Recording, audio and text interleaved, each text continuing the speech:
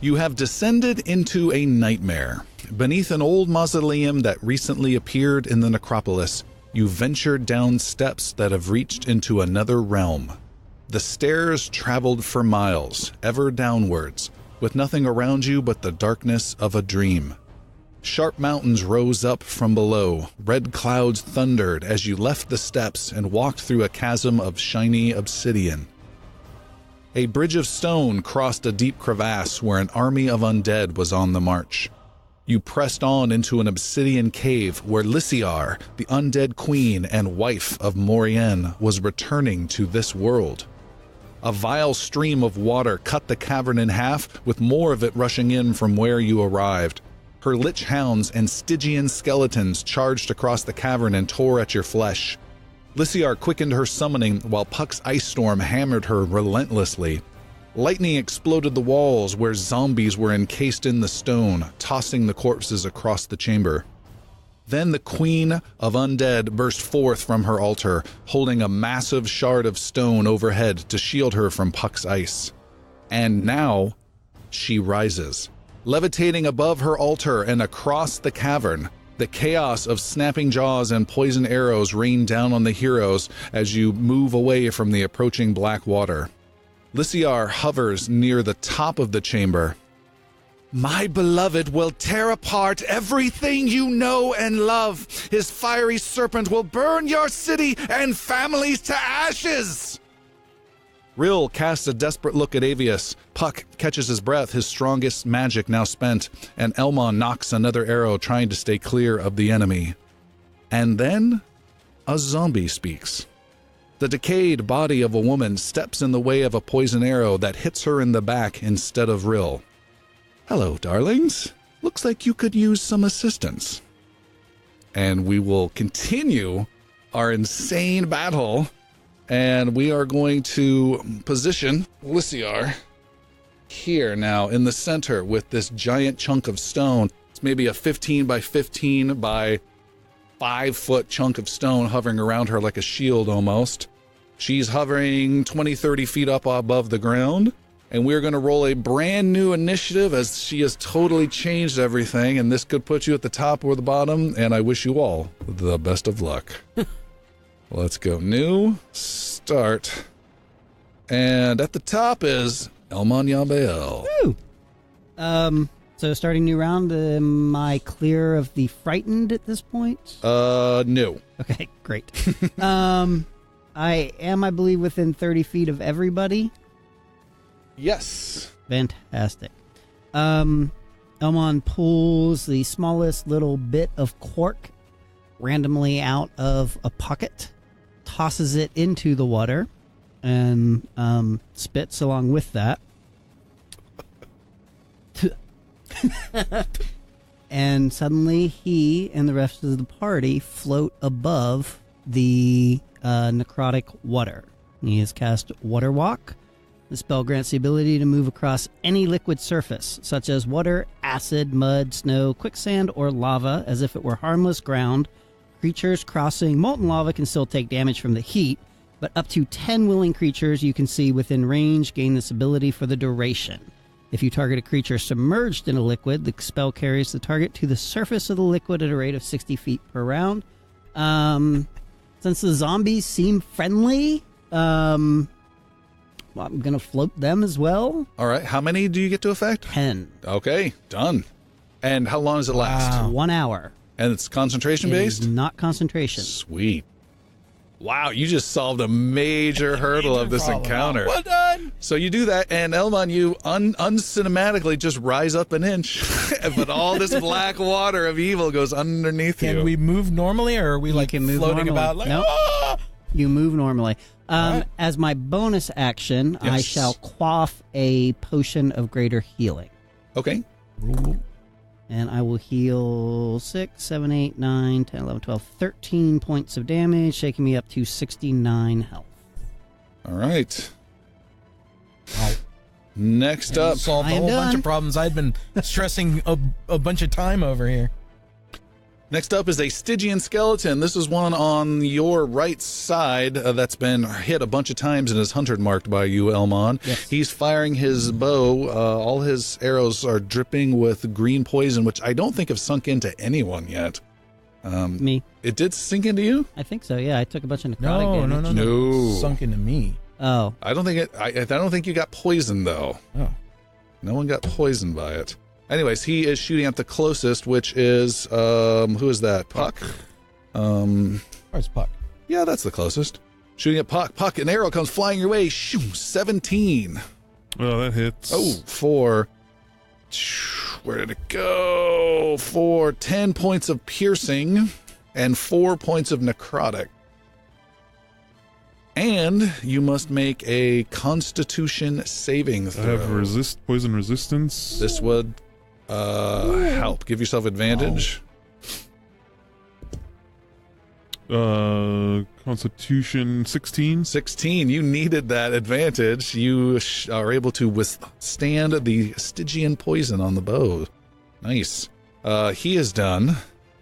Next up is Lissiar.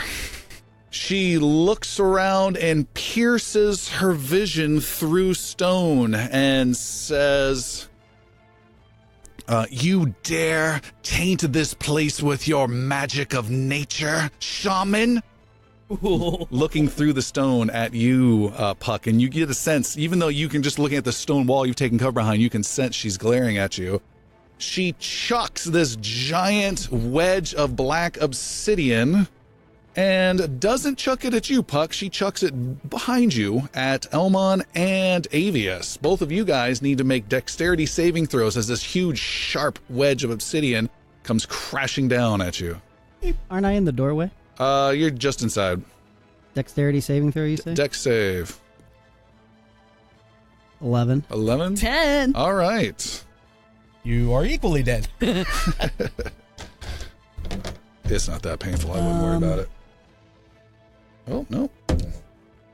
It is not that bad. It's only 10 points of, we'll say, bludgeoning damage.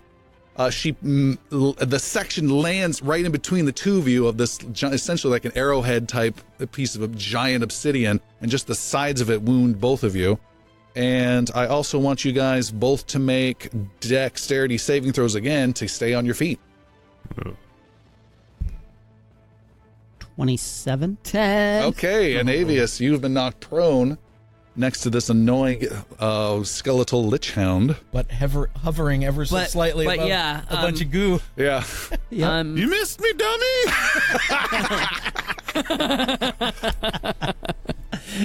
Avius, you're squirming above this black goo, and it is your turn.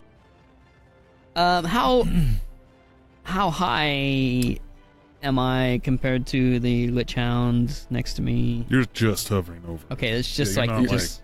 Yeah, no, it's I like you're didn't literally know like, how big like, the flow. How No. high It's the flow just of water was. like an inch of water, and you're an inch above it. I need to make a concentration saving throw for Hunter's Mark. Okay. I'll do that real quick. 10 or higher. Just over a 12. Yeah. Okay. I'm good. The river running through the center of the cave. Yeah.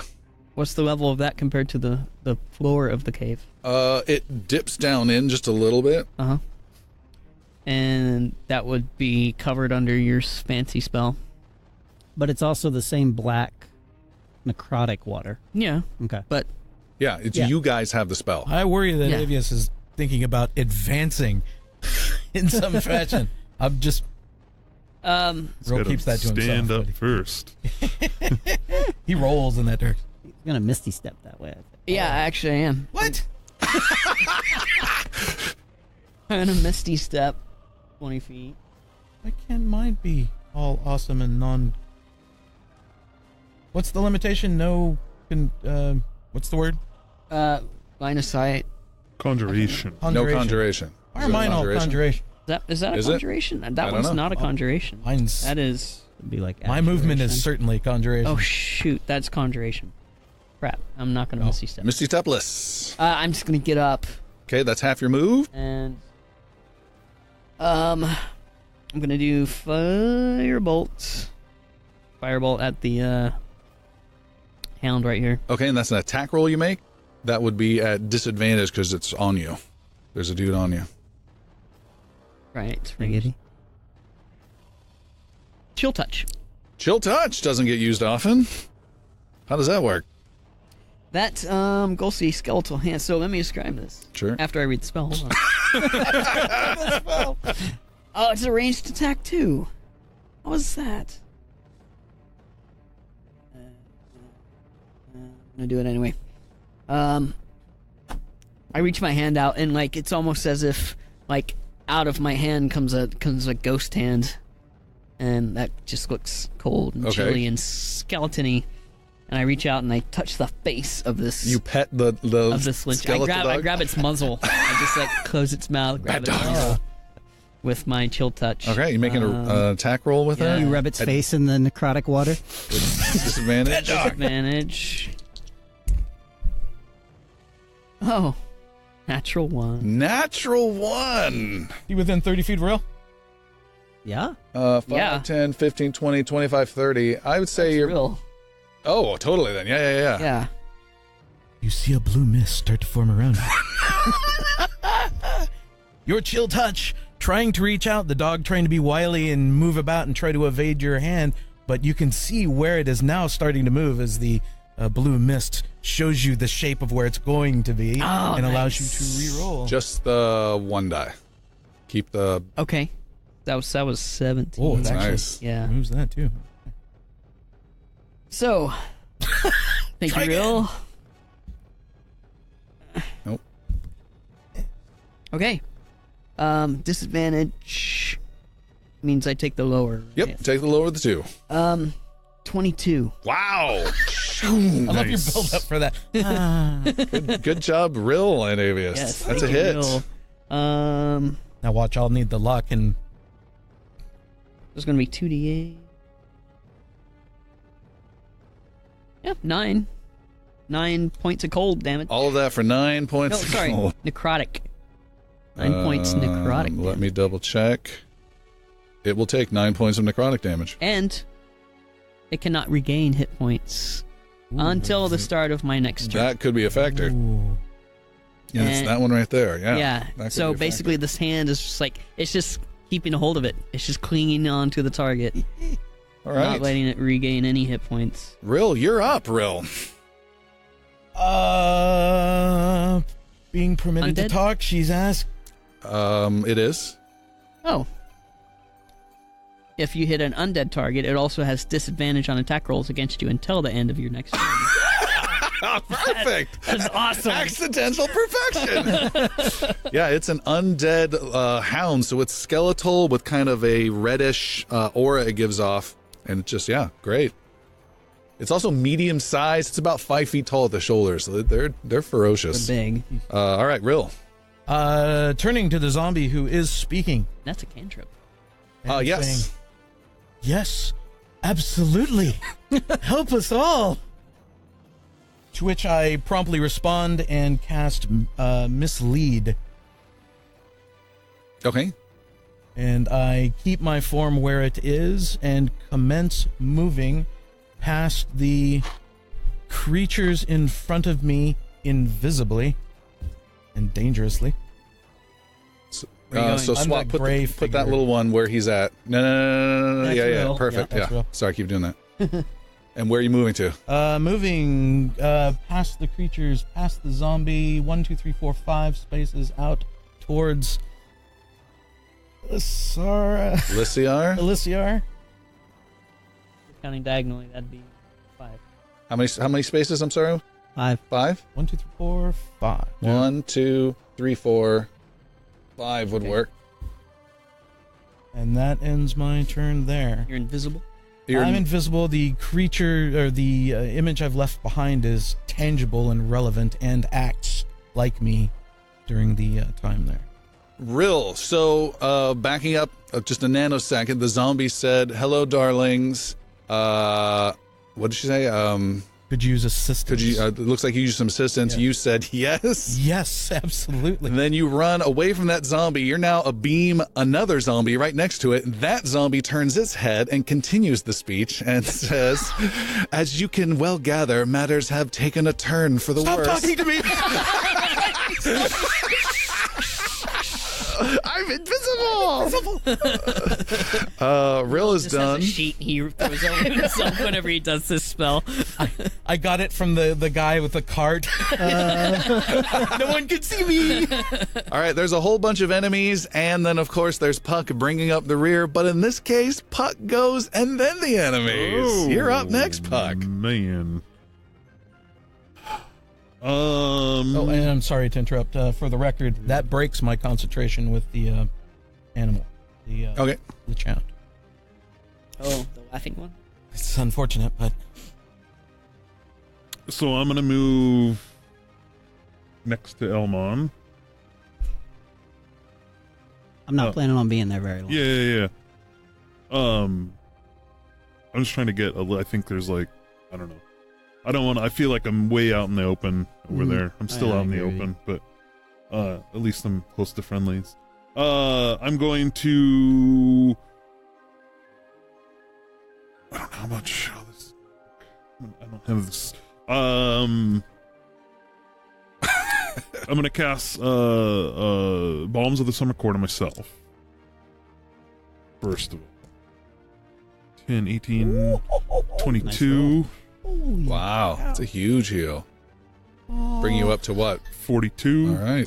Oh, you needed that. Yeah, real bad. And then I'm going to.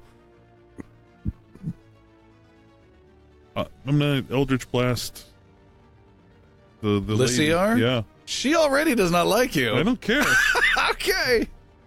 your potion saved so much damage. Holy cow! What potion? 20. The 20 levitating is Yeah, a it's not hit. Oh, it's an ability It's a spell. Wow. It was my third level spell choice. I took that over a It's combat only spell. 6 points of damage. Okay. That very, Little very did I painful. know. That is a hit. Okay. How much? What's the I had damage a one more feeling time? it would 6. come in handy. Got it. Had a feeling. Okay. Then we have a whole gaggle of undead stuff. We have a hound right next to Avius, which is at disadvantage due to its frozen undead nature. Uh-huh. And it is trying to pin you to the ground again. These guys are determined to rip apart your innards. Oops, let me bring it up here. Here we go. With disadvantage. Oh, that's terrible. An 11 to your attack. Miss. Totally misses. My chill touch is still holding on to his muzzle. Not disadvantaged. I didn't look at either one. Smacking it each time it tries to make a bad move. The other lich hound in the middle bites at the ghostly image of Rill that you left behind when you turned invisible, and it misses, so it does not even understand that that's not him. And then it defensively disappears. Oh, Remember, they can that's fade right. away. There is another lich hound who stands up and finishes its move to close in on Rill and hits and chomps into the weird illusory image and immediately recognizes it as fake. But it doesn't affect the image, and it will just now know that that's not a real target and starting to look around, trying to figure out what's going on. And let me check its intelligence. Nope. And it's going to stay in its current form. And I also have one more zombie, and it would like to shoot Rill, but it doesn't see you. That's fantastic. Not zombie, I'm sorry. Skeleton. A skeletal archer is going to try and shoot at Elmon. And I'm going to give you some partial cover, +2 to your armor class for this giant stone thing that's kind of in 19 or your better. way. He shoots and misses with an 11. And then after that,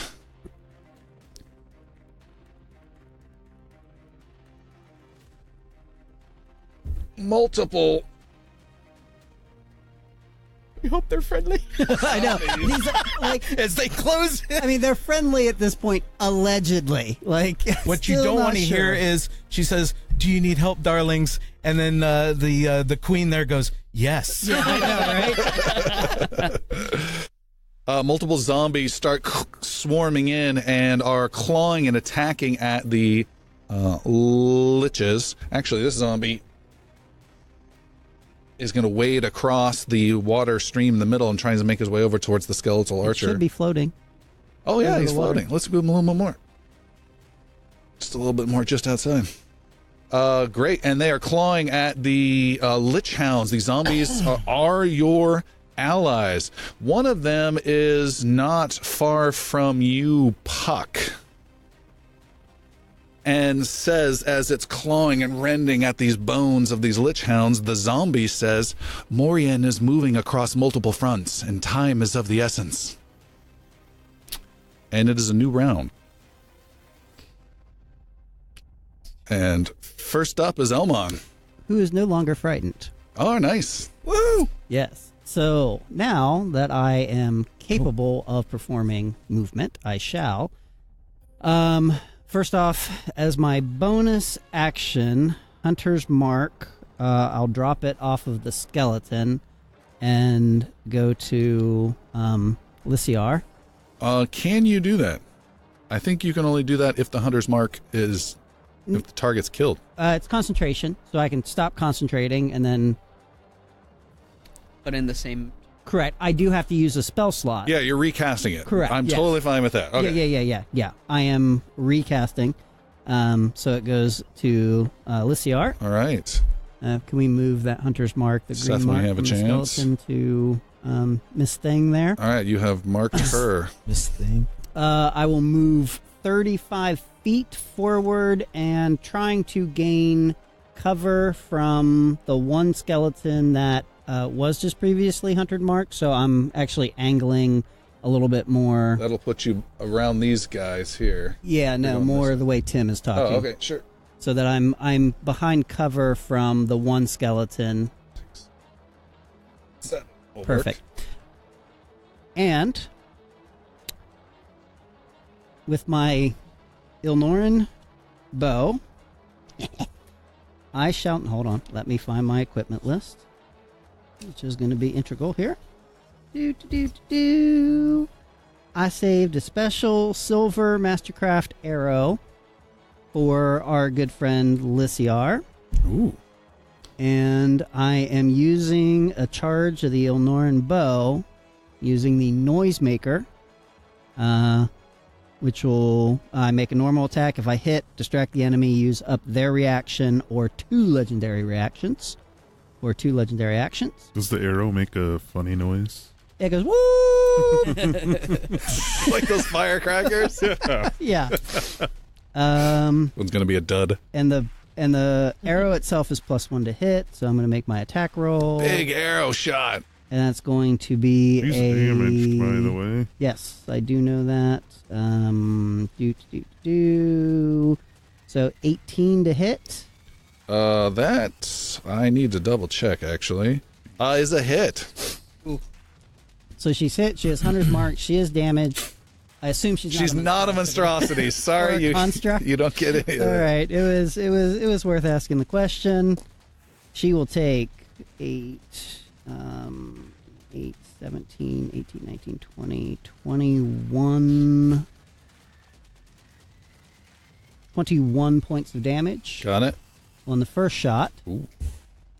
And then using up my final 2 charges on the bow, I'm going to make an aimed shot with sharpshooter. So you're going for an advantaged -10. This crazy combos you can pull off. Right? With another silver Mastercraft arrow. Massive only damage. Trying to compensate for the hard shot. This is the biggest shot you've ever made. Uh-huh. Good luck. That will be a 29 to hit. It's a hit. Using all the power of the new Ilnoran bow. And I will do, let's see, 6, 10, 29 points of damage. Yeah. 29 points of damage. Wow. Done. You got So- 50 points of damage between those 2 hits. Yep.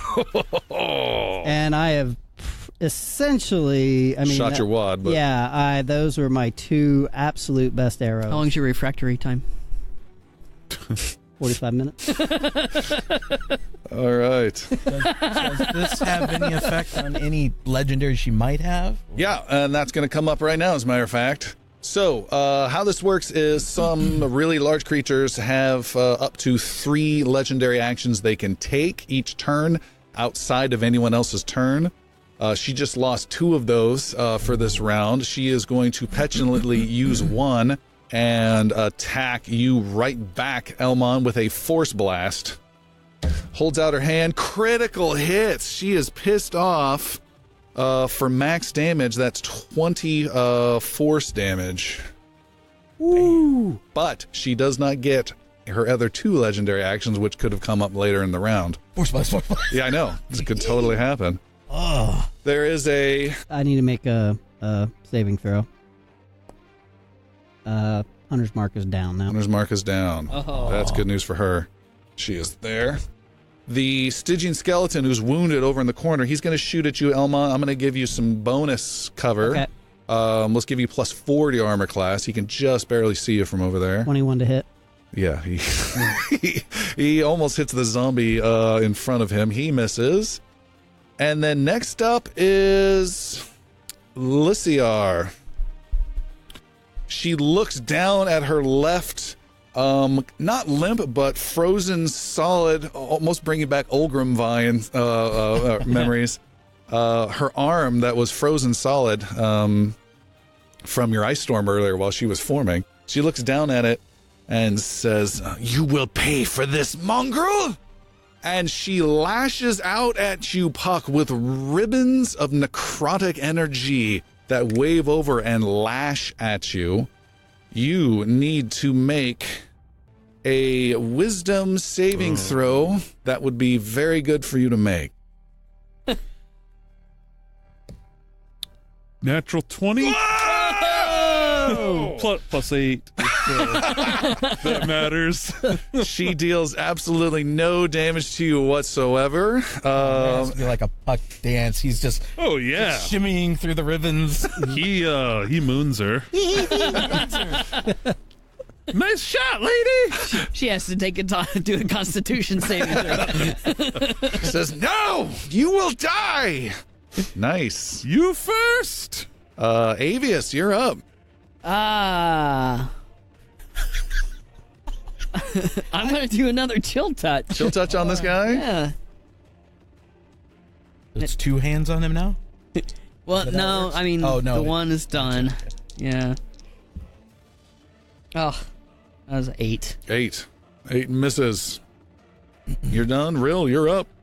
Rill. Rill the Deceiver will. Versus Elmon the Defiler. We all have special code names. Will run forward as fast as he can, which would be 10 full spaces straight towards his doom. Wow. So you run across this cavern. Yes. Over all this rock, which kind of fractures underneath you. You jump out, just trying to see if you could make it over the water, the stream. You don't make it, but instead of splashing into it, the water walking from Elmon keeps you dry. You run across, and you come to a stop just underneath Lissiar. She's about underneath. 20 feet above you, hovering and looking down at you, perplexed. Little upskirt shot. Little upskirt shot. I'm able. What can I do with a bonus action? Very few things. Very few things. Draw something. Can I drop something? Absolutely. I upend my satchel, and out comes a barrel. Oh. The explosive gunpowder barrel from the orcs underneath Aridithil's home. God. Which I would like to follow up. If I'm noticing she's seeing me as invisible. Oh, no, she doesn't. I totally Oh. forgot that. She does not look at you. Okay. I totally forgot. Whew. She does not. My pucker moment just went off right there. So it wasn't even Let's make splash this on the big. water when he jumped through. No, like there'd be this. some cool hobbity splash on the water, but she didn't pick up on that. However, she does see a barrel appear. It would be directly under her. Pretty much. Pretty much directly under. I mean, she's focused out. Yeah. So She's got to have some really good peripheral for that. I'm just going to say something. Ghostly hidden. Ghostly hidden. All right, what are you going to say? You have defiled Morien's intent. You will pay the price for your betrayal. This is for you. And All right. my next turn will be to run. Puck, you're up. You're in the back by the entrance. Yeah. The hound on Avius, I want to cast frostbite on. Okay. So this Is that the one that explodes? no. Okay. This needs to make a Constitution saving throw as a wall of ice comes out. 7. No. So he's gonna take It's a frozen dog. garbage dice here. Oh, That's damn. not garbage. 12 points of damage. 12 out of 12? Yep. That's not bad. And he has disadvantage at his next attack. That guy just can't catch a break. Puck is done. Next is that.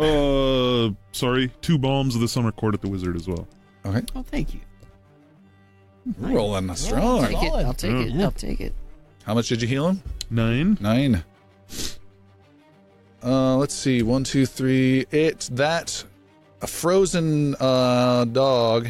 It's disadvantage on its attack, Yeah. you said? Yep. It turns and attacks one of the zombies instead of Avius and hits and knocks it prone and starts shredding into the rotten guts and ripping them out. Oh. The other hound. Bump, bump, bump, bump. Here. Reappears. Uh-oh. Bad dog.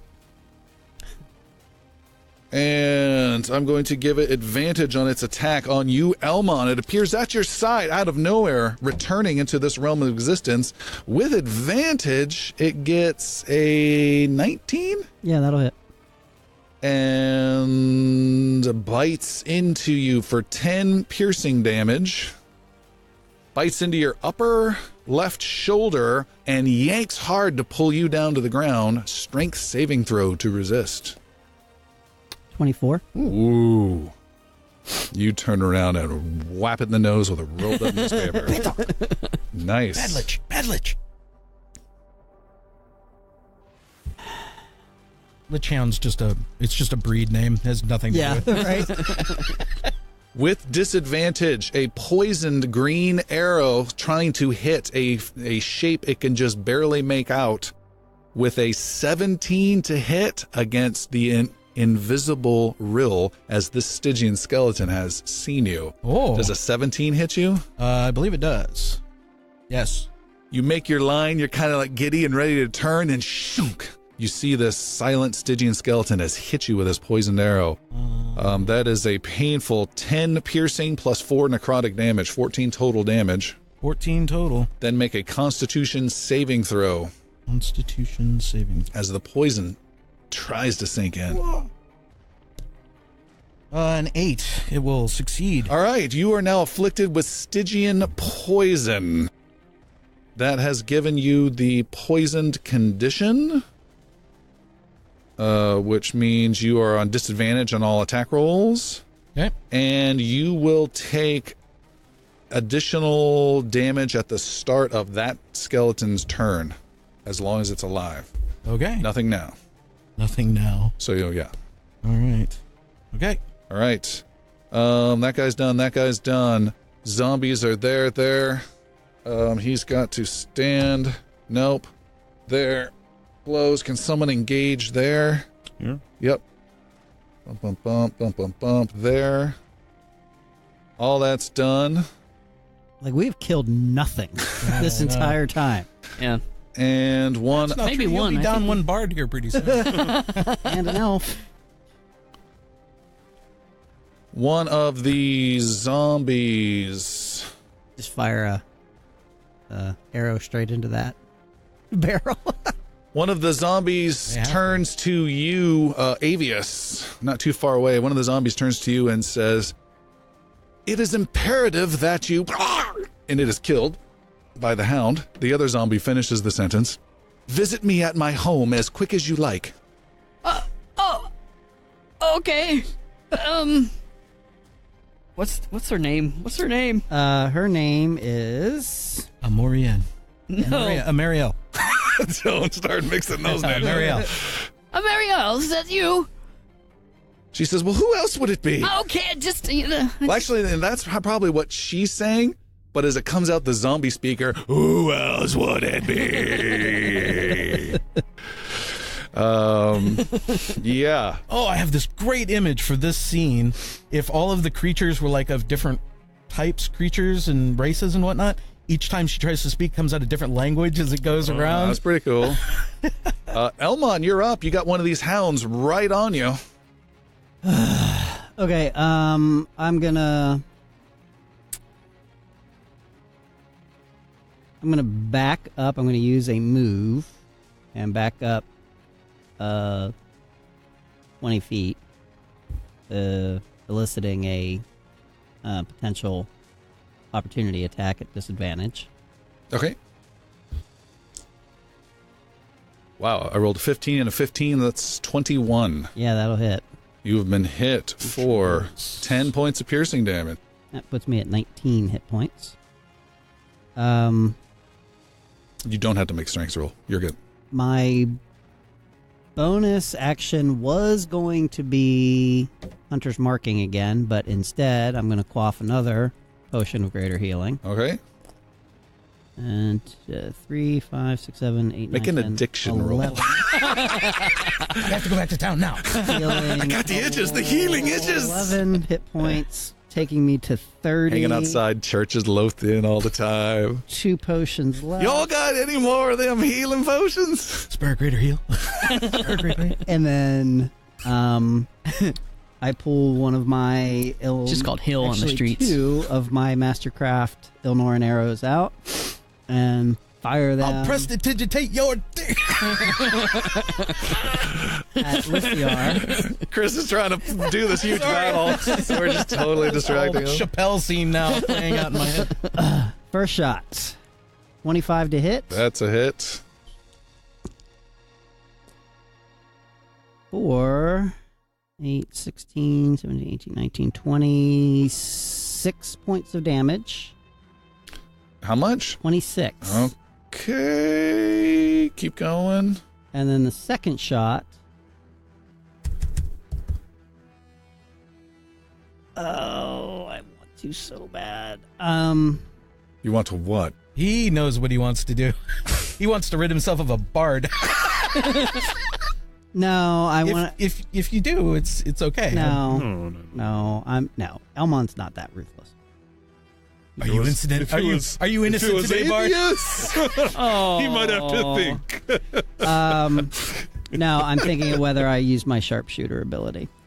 What are you gonna do? I'm gonna sharpshooter. Okay. 12 to hit Why'd you roll it with disadvantage? because I was using sharpshooter. Sharpshooter is a minus 10. Okay. So roll again, just one die. Have you been doing that the whole time? Wait, hold on. I think you just got mixed up when you did advantage with your bow just recently. Right. -5 penalty. I'm sorry. Yeah. So I'm only at +5. Okay. Which would be 20 to hit. Okay. Only at There you go. 5. And that, let's see, that's 10, 14, 24, 30 points of damage. Jeez. Done. Another huge blow is dealt to her. She seems to be taking the damage, but is still focused on Like 90 points of damage to this girl. is focused on looking at her arm Whatever I and did last I time. know, right? looking at Puck. Yeah, bring it. Oh, and it's the end of your turn. I don't have her Elmon. attention at all for the whispering. Nope. Okay, she's focused. End of your turn, Elmon. She is going to now, she refreshed her legendary action. She's going to use a legendary action that uses 2 of them. She... Does the bow affect that from the last shot? No, it's only... Damn, I gotta know your mechanics Um, so I can cheer them on. I only use up their reaction or legendary action. It doesn't state, but I'm sure it's just for that round. Yeah. She brings in her good right hand as a fist inside, and there's a magic kaboom that blasts out across this entire cavern, and everything that is not undead, or every one that is not undead, needs to make a wisdom saving throw. 15. You're fine. What's this versus? Wisdom. Is it a fear type thing? New. Okay. 14. You're fine. 24. You're fine. 21. Wow. All of you are totally fine. And you just felt this breeze, your hair gets blasted, and you're sure it was just a minor issue and Maybe nothing his robe gets blown open real quick. nothing to be concerned about. And then she extends that hand and lashes out with an even stronger beam of negative energy, a big floppy ribbon waving out towards Puck the Goblin. You need to make a saving throw, wisdom saving throw. Ooh. 10. 10. You have been hit. Ooh, that's good. That's really good. Oh, Jesus. No, the rolls are really low. I'm telling you. I know, but you keep picking him back up. I'm rolling terrible, though. It's only 27, 30, 42 points of necrotic damage. You failed the saving throw, right? Yeah. Why didn't you take damage last time? Oh, critical. You got a critical save. Critical save. Yeah, you took all damage. I'm down. He had 42 hit points. Exactly. Really? 42 exactly. Puck is down. As you drop down, your knees buckling and you start to fade unconscious, she keeps you conscious and alive at her whim. And there is now in this ribbon, almost like this funnily connection circle between the two of you. She's 100 feet away from you, but it's almost like you're looking through this little tunnel of black energy right into her eyes as though she's just a face away. And you're just kind of just almost falling to the ground, just kind of hovering there. You're very weak. And she says, "You will be the first to join Morien's army, and we will march across this land and kill everyone." And it is the end of her turn. Sorry, guys. No, you're not dead. Far away Stygian skeleton is disadvantaged and is getting screwed over by a zombie. Yay, zombies. Avius, you're up. So I noticed this. Yeah.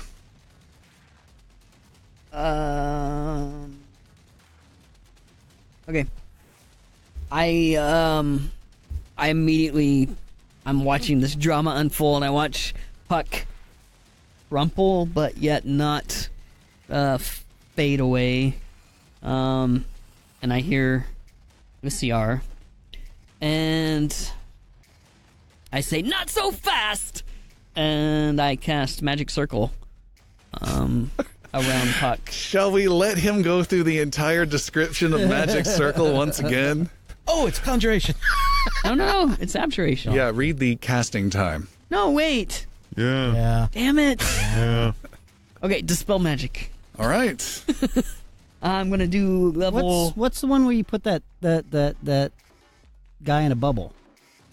That's Otaric's Resilient Sphere. It doesn't quite. I don't know if that would quite work the same. I mean, it should cut that ribbon. They're having a philosophical. And make an Arcana roll, too. That might help you, too. Okay. And you might get some information. 19.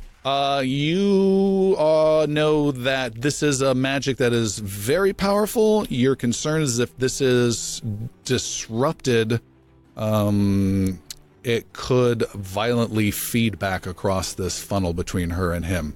For her, that would be damaging. For him, it may be deadly. Oh, I see. Oh. Said maybe. Give it a go. He is on death's door, and she is holding on to his tenuous grasp to this reality. So like the recoil of that getting like cut in two could, yeah. Okay. I wish someone told the bard this. Uh I'm gonna sever a connection.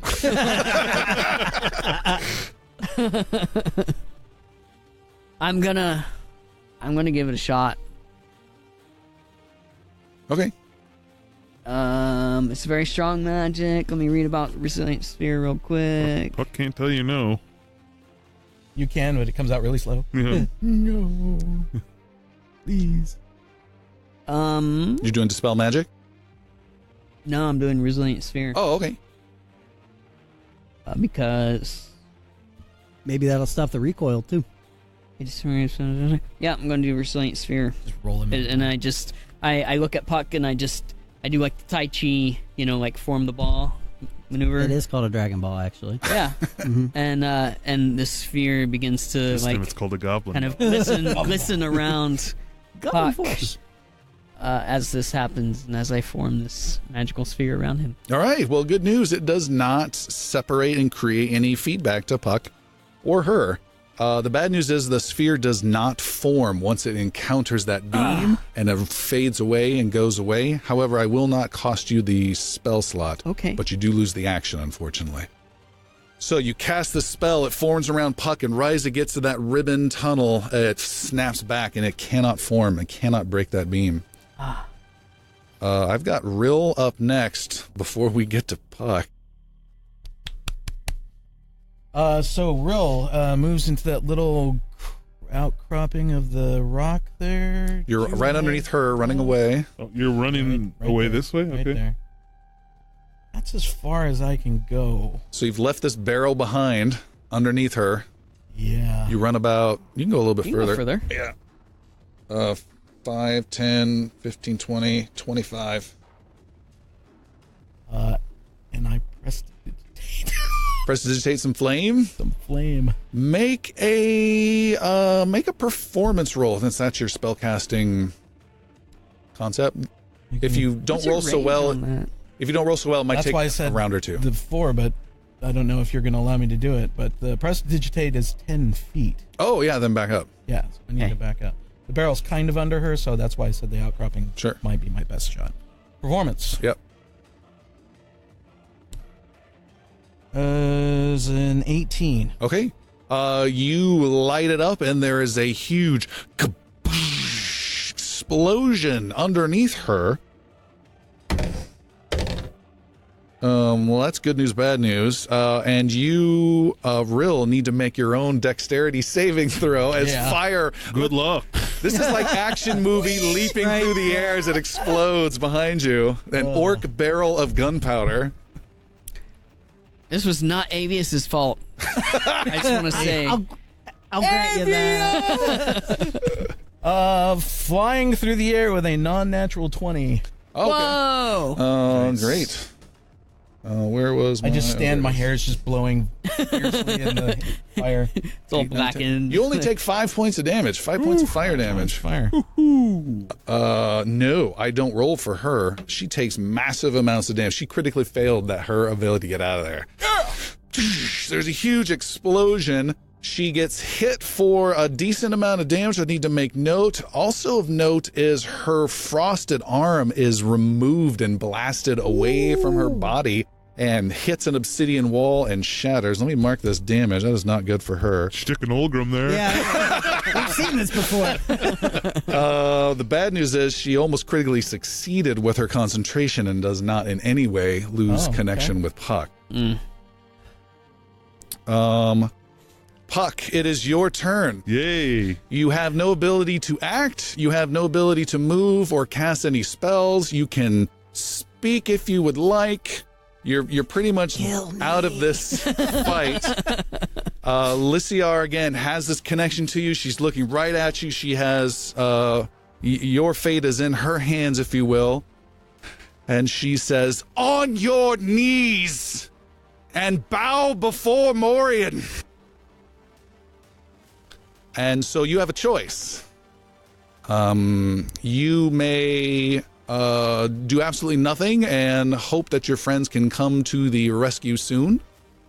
You can take a knee before her and swear allegiance, and you will no longer be in charge of Puck forevermore, and he will join over time Morien. Okay.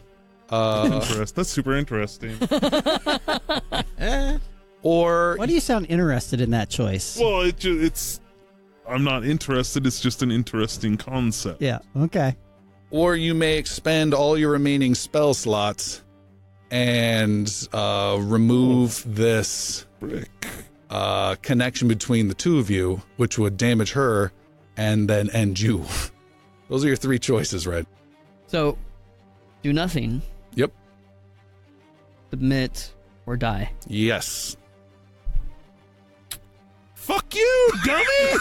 I'm just both fingers. All right, you need to take no roll. I'm afraid you take one death saving throw failure against I you. figured. Puck's done in this round. Lich Hound, bum. 2. Yes, rips out guts here. Oy.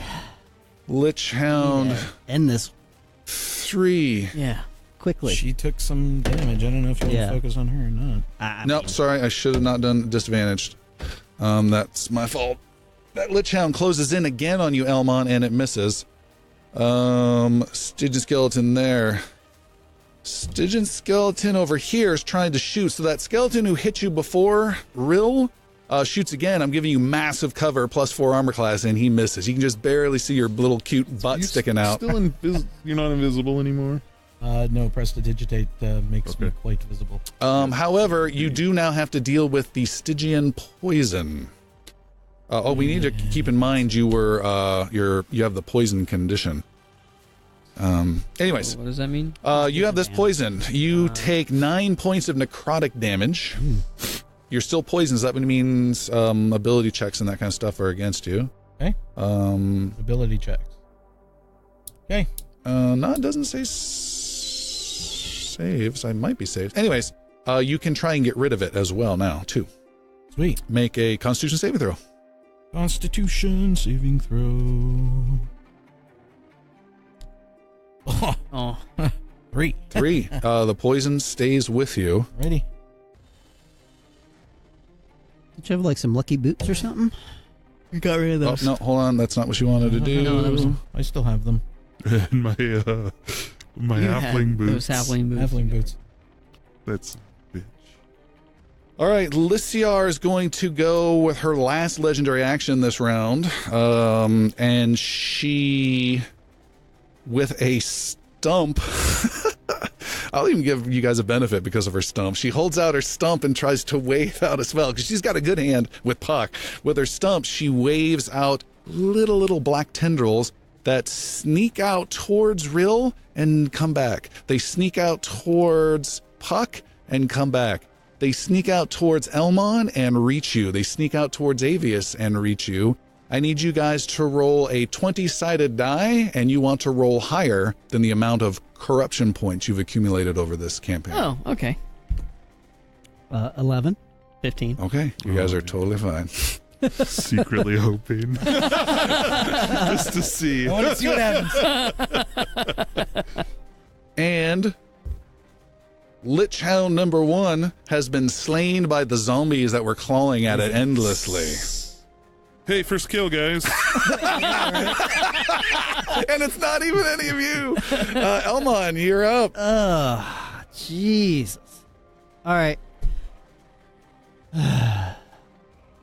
Elmon will step forward this time. That guy's, I'm sorry to interrupt. That guy as well. The Stygian skeleton number 2 is also dead. Okay, Elmon will move 35 feet forward. Triggering an opportunity attack. Yep. The Lich Hound 11 attack. All right, so that's a miss. And Elmon continuing to his assault on Lissiar with Ilnoran Mastercraft arrows. Just really emptying his quiver out, Hold your shot for just a second. holding his shot momentarily. Rill has something up his sleeve. Maybe. Boom. Oh, bonus action, Hunter's Mark on Lissiar. Okay. Could you mark her for us, please? Proceed. Okay. First arrow. No sharpshooter. So tempted, but no sharpshooter. 20 to hit. Shoo, is a hit. 19 points of damage. Got it. I like to believe with all the explosive goodness that was just launched equals just now your total that you've done so far. I like to believe that. And second arrow shot, another Elnor Mastercraft arrow. Should have used sharpshooter. 28 to hit. Hits. A mere 10 points of damage that time. Got Oh, no, it. I'm sorry. 16. Oh, Because of I had not calculated the +6 for the Elnor Mastercraft. okay. Done. She dead yet? She is not dead. Riddling this. She's undead. We're in trouble. She with is arrows. hurt. She is on fire. She used to be frosted. She is peppered with arrows. She's also dripping letters and runes from the symbols that became her flesh. They're falling off of her and dripping off. At the end of Elmon's turn, she is going to force blast you again. Lovely. No.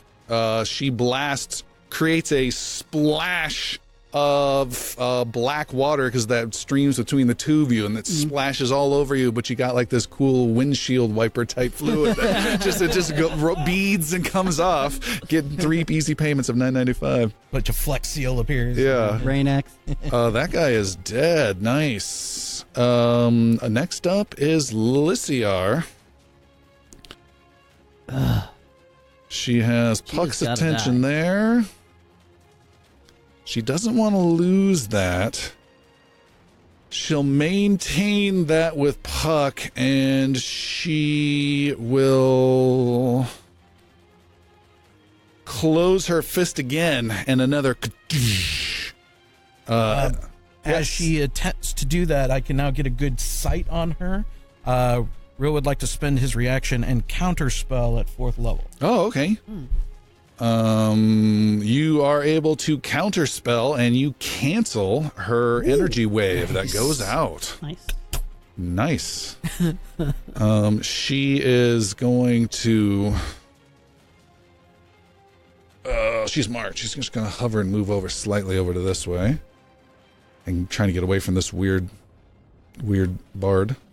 Avius, you still have a Doesn't matter where you go, That's baby. all of our sentiment. Can I use a bonus action to look into my bag of bags? Yeah, what are you looking for? A duck. I'm looking at Gashapon, seeing if he's got any present for me. So in the middle of combat, you're going to look into your bag of bags to find a bag that has the duck in it and see if it has an egg. That would take a full action. That's a little involved. Is it worth it? No. Yeah, no. For an egg full of nails or You never toenail know. clippings? You never Who know. knows? All right, I'll wait. Like fireball. You're a wizard. Just throwing that out there. Yeah, you still have All your this yarn. time. Your yarn with the nails tied to it. You could, Yeah. I mean, use it as a whip. I know. You don't want him relying on Raleigh's magic for a full action. But it defeats the queen. What's my distance? Can someone count my distance for 10, me? 20, 30, 40, 50, 60, 70 to 80 feet. most of your things should be Okay. doubled, right? If it's ranged attacks, yeah. Okay. What you got? Immolation. We don't know this one. As Lissiar moves, like I catch her in my sights, and I'm just following my line of sight with her movement, and I just stare, and I close my eyes, and all of a sudden, flames begin to like spiral up around Lissiar, like wreathe her body Cool. in a spiraling kind of staircase.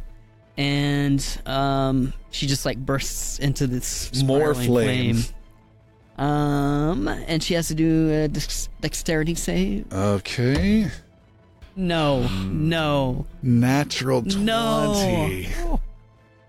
The flames wrap around and just continue and dissipate. You fool and your simple magic.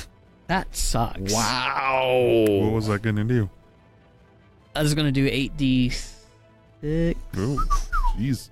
Rill, you're up.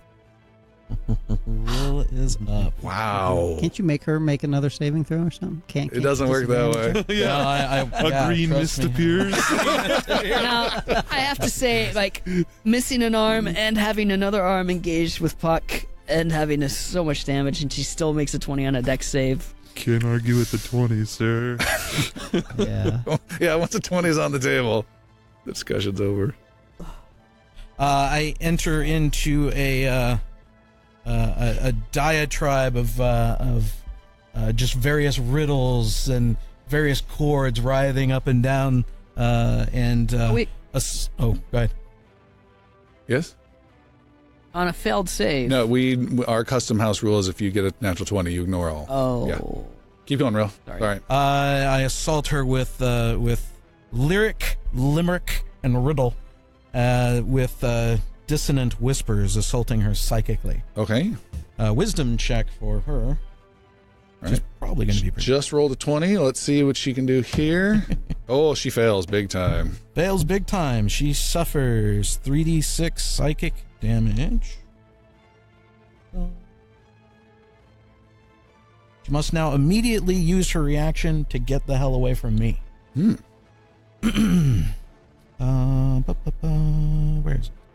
Oh, take that one. There's 1/6. 10 points of damage. Yeah, the one I gave you. Nice. Get that back. 10 points of psychic damage. Sorry, 10. He's gotta die. Making note of that. She winces in pain and hovers across the stream diagonally away from you, Rill, with these whispers filling her head. However, she looks through this necrotic tunnel at you, Puck. Does she still have line of sight on me? Absolutely. There's a big freaking rock there. She can go anywhere and we'll have line of sight. She Okay. could be miles See away. I had to check. She looks at you, Puck, and says, "On your knees, make a willpower saving throw, Puck." Willpower? Wisdom. What is that? Wisdom.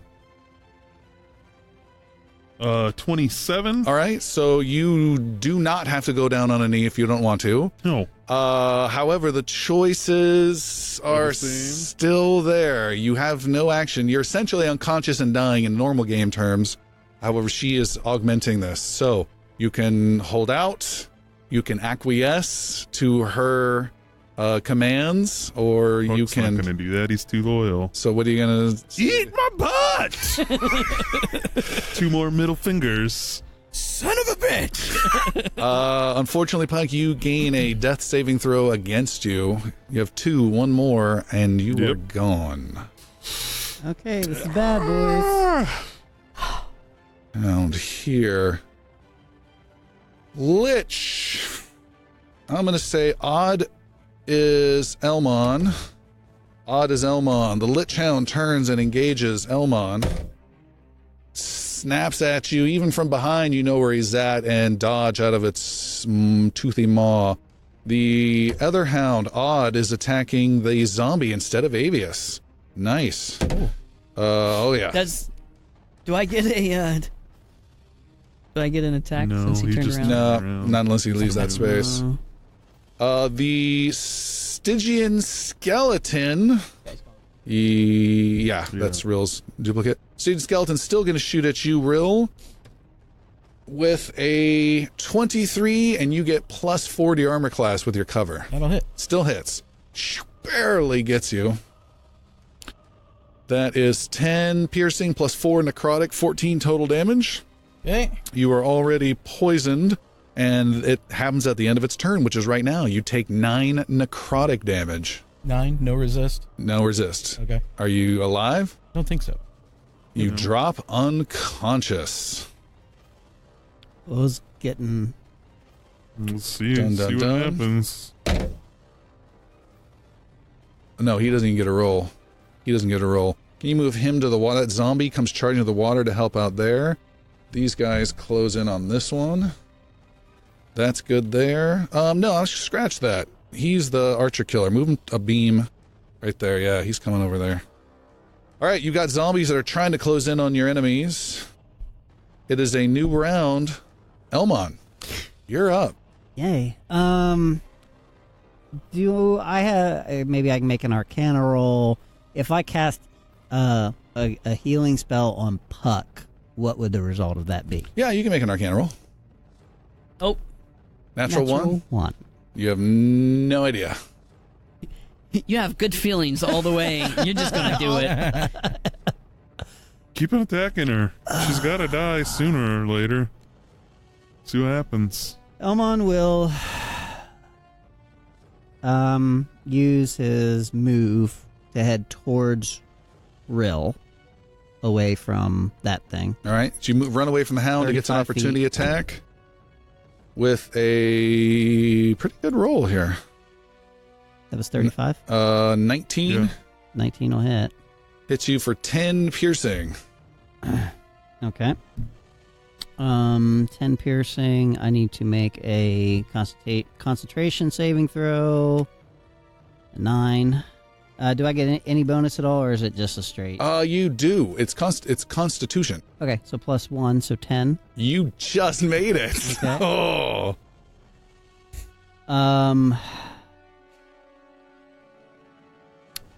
Yeah, that's my only option at this point.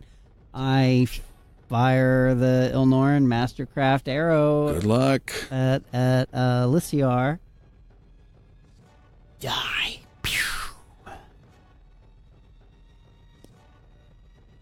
19 to hit. Is a hit.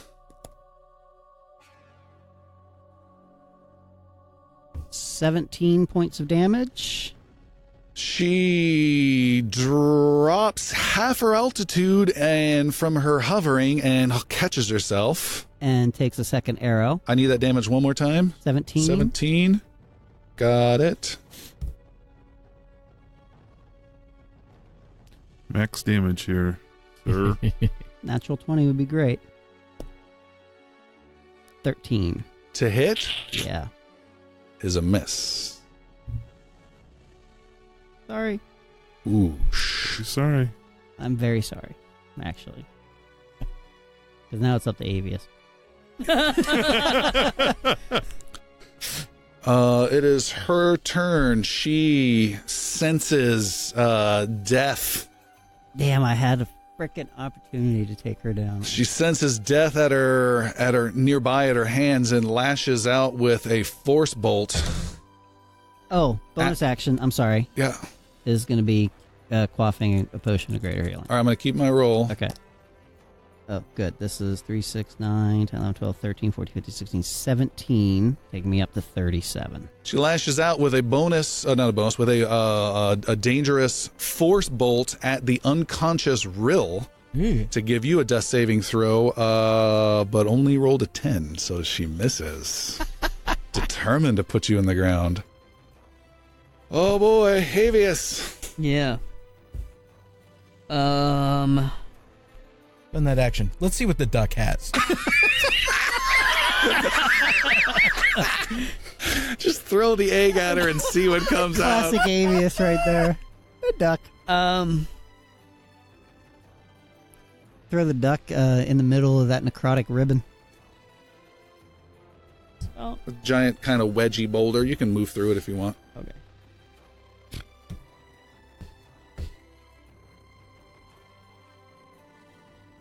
I move, and You would, if you kind of walked around it, so it would get around an. it. Okay, fine, close enough. And I do fireball. You're casting fireball into the middle of the air, right next to her. Is that the intent? Yeah. Okay. I don't like the way you said that. That's a 3. It had that hint of, the Are you room's really full of doing gasoline, this? right? Yeah. I just point and I say, Lissiar, your time is done. And I form it above DM her just so that it cringed. will fall down Nice. through her. All right. You point. are launching fire. This is the last No, opportunity. it's not. It's just forming above her. Forming. It doesn't launch for me. I just point above her. Okay. And this fireball just grows into a 20-foot radius and then Just globs on falls down onto her. This is the last opportunity to save Puck. Don't roll your damage yet. She's going to roll her dexterity saving throw first, which she's not good at. Well, Last one, though. Yeah, that's a 19 straight. She takes half damage. okay. So yeah, she still takes half. So Good luck. 8d6. 8d6. Still half is frightening. No, it's 9d6. Oh, it's No, it's 10d6. 12d6. 8d6. All right, so there's 5, 10, 15, 20, 32, so 16. 16 points of damage. A huge glob of flame drips down across her. She screams in agony. And as the flame drips down past, you see her still floating alive. And I'll even let you know it came right down to the wire. She has 4 hit points remaining. 4 hit points remaining. Rill, it is your turn. You are unconscious. You need to make just a 10 or higher roll for a death saving throw. Will do.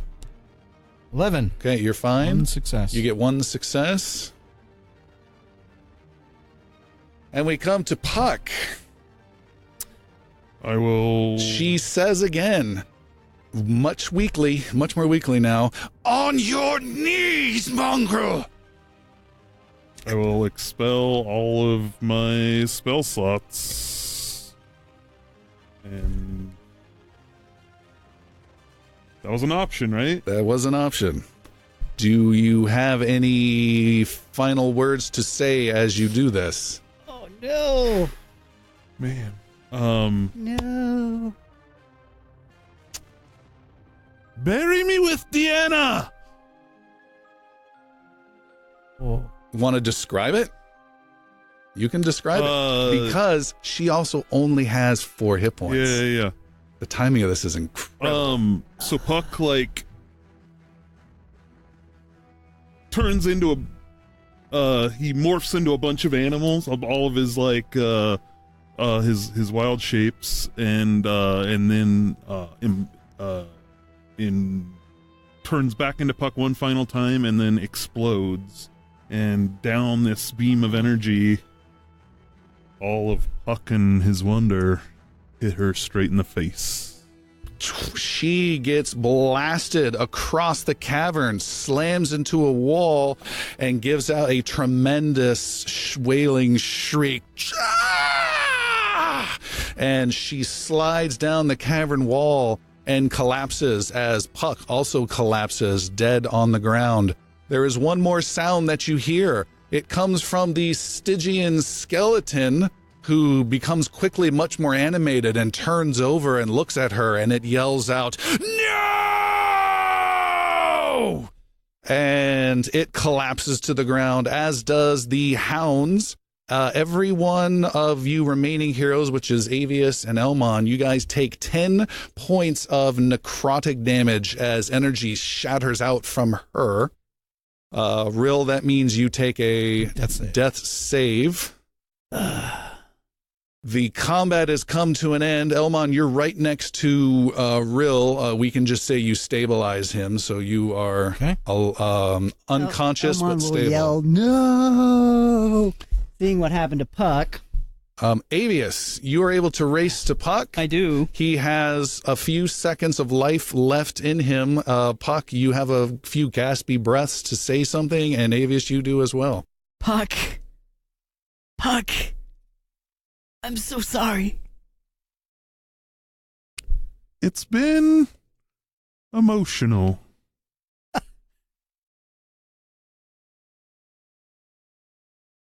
Avius just doesn't even know what to say. He just holds Puck, reminiscent of the gray scent. Yeah. He sits down and he puts Puck in his lap and just holds him close. And Puck the Goblin Healer is no more.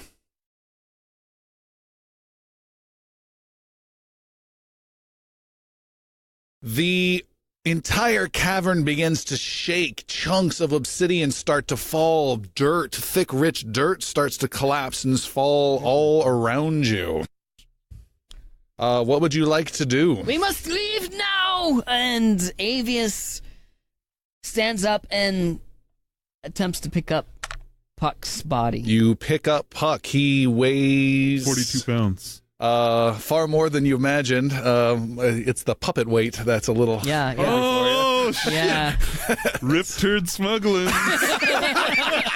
Damn it. No. 19. Yeah, you're good. You're good. So I've stabilized Rill, but is he still is he conscious or unconscious? It's kind of hard. He's saying bad things about you, but you think he's asleep and unconscious. I'll sling Fireman him over carry? his shoulder then. Yeah, basically firemen's carry him. All right.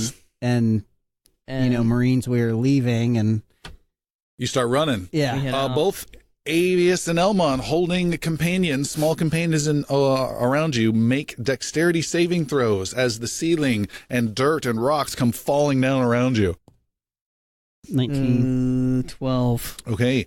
Avius, you are hit for... Thank God Elmon's Oh, not bad. Just 3 points of bludgeoning. Okay. Avius, you are knocked to the ground. You drop Puck, but hold on to him and protect him with your body as dirt starts to pour all over you. You can barely breathe amongst it. Elmon, big chunks start falling around you of this obsidian stuff. You dodge and avoid it all and are also wrapped up in thick soil. It fills up to your knees. You step out. Rill is heavy to carry. You try and step out more. It's like this quagmire. Your vision's blurred, and you're coughing up this Giggity. silt. And you start trying to pull and get your way out. You hear more chunks, and now it's filling up to your neck, and you start to pull and pull and pull and make an athletics roll, Elmon, as you are swallowed up by all this dirt. 8. 8.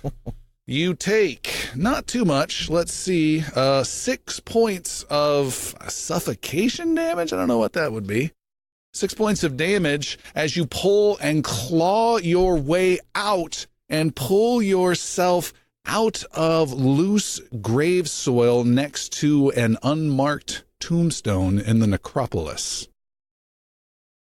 You have Rill still over your shoulder. You get his head out of the soil and start to pull yourself up, grabbing onto that tombstone and getting your body out.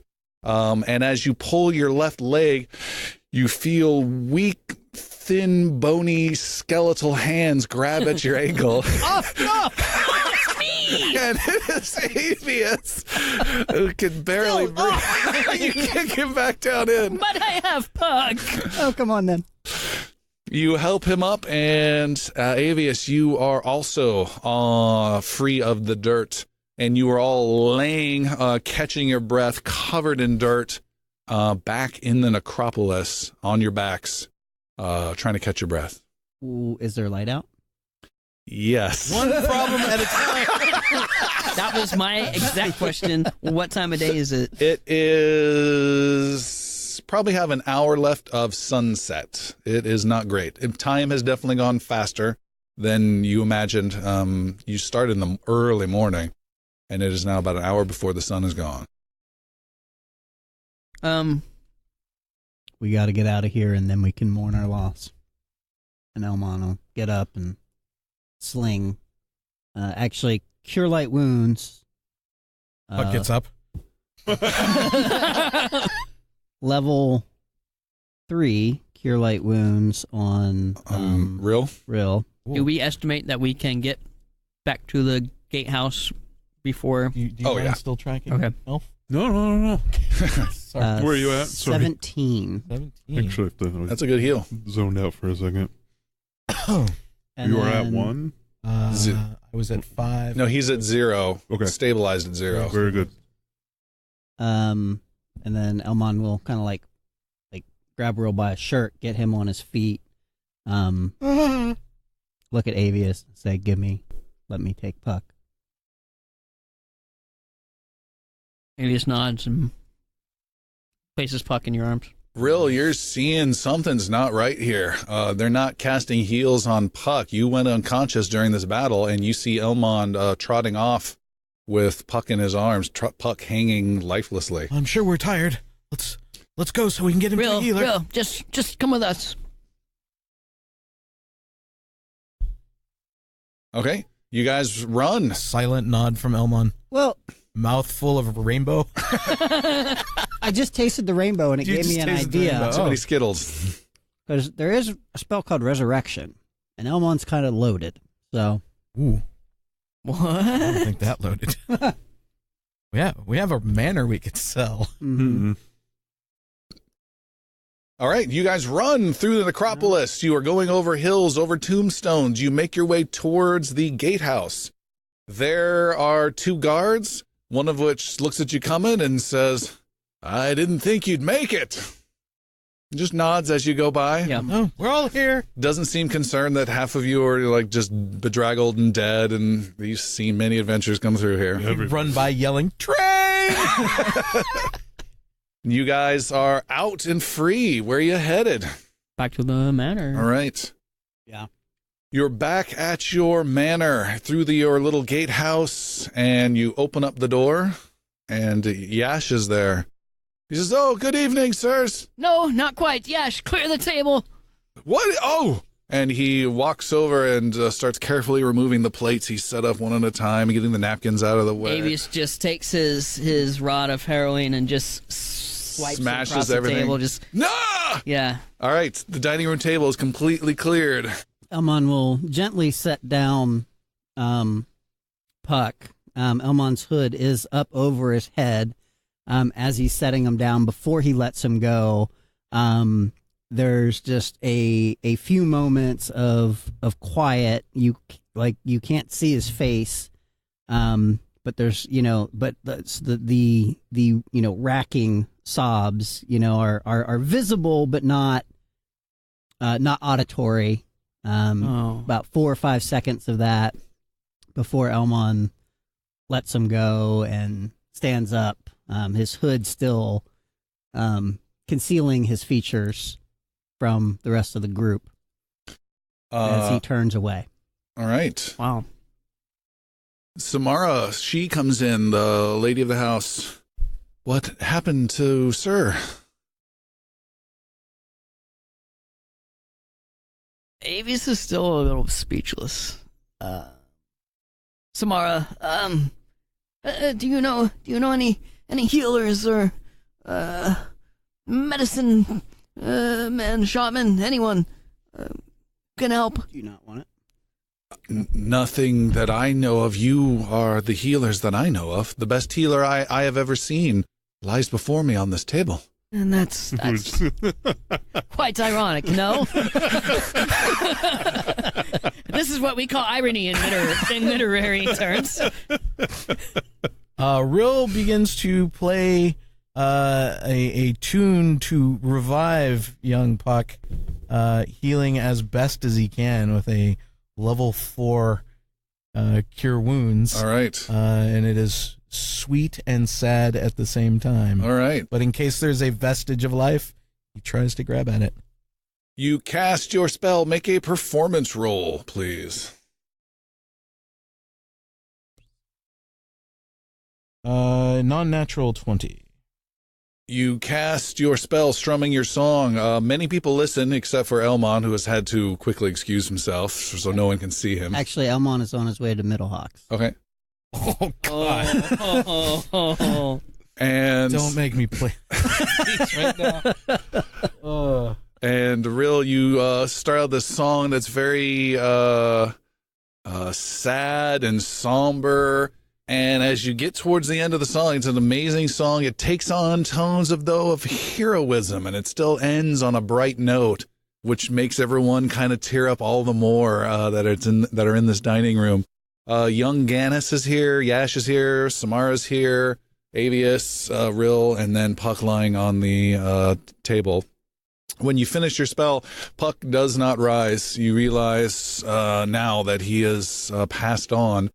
And you're not sure if you feel better because of your healing spell or if you've actually helped Puck on his way. But there's a sense of peace and calmness when you've finished your healing song. That was a beautiful song, Real. It is true, then. We've lost him. I believe Puck would have very much enjoyed that song.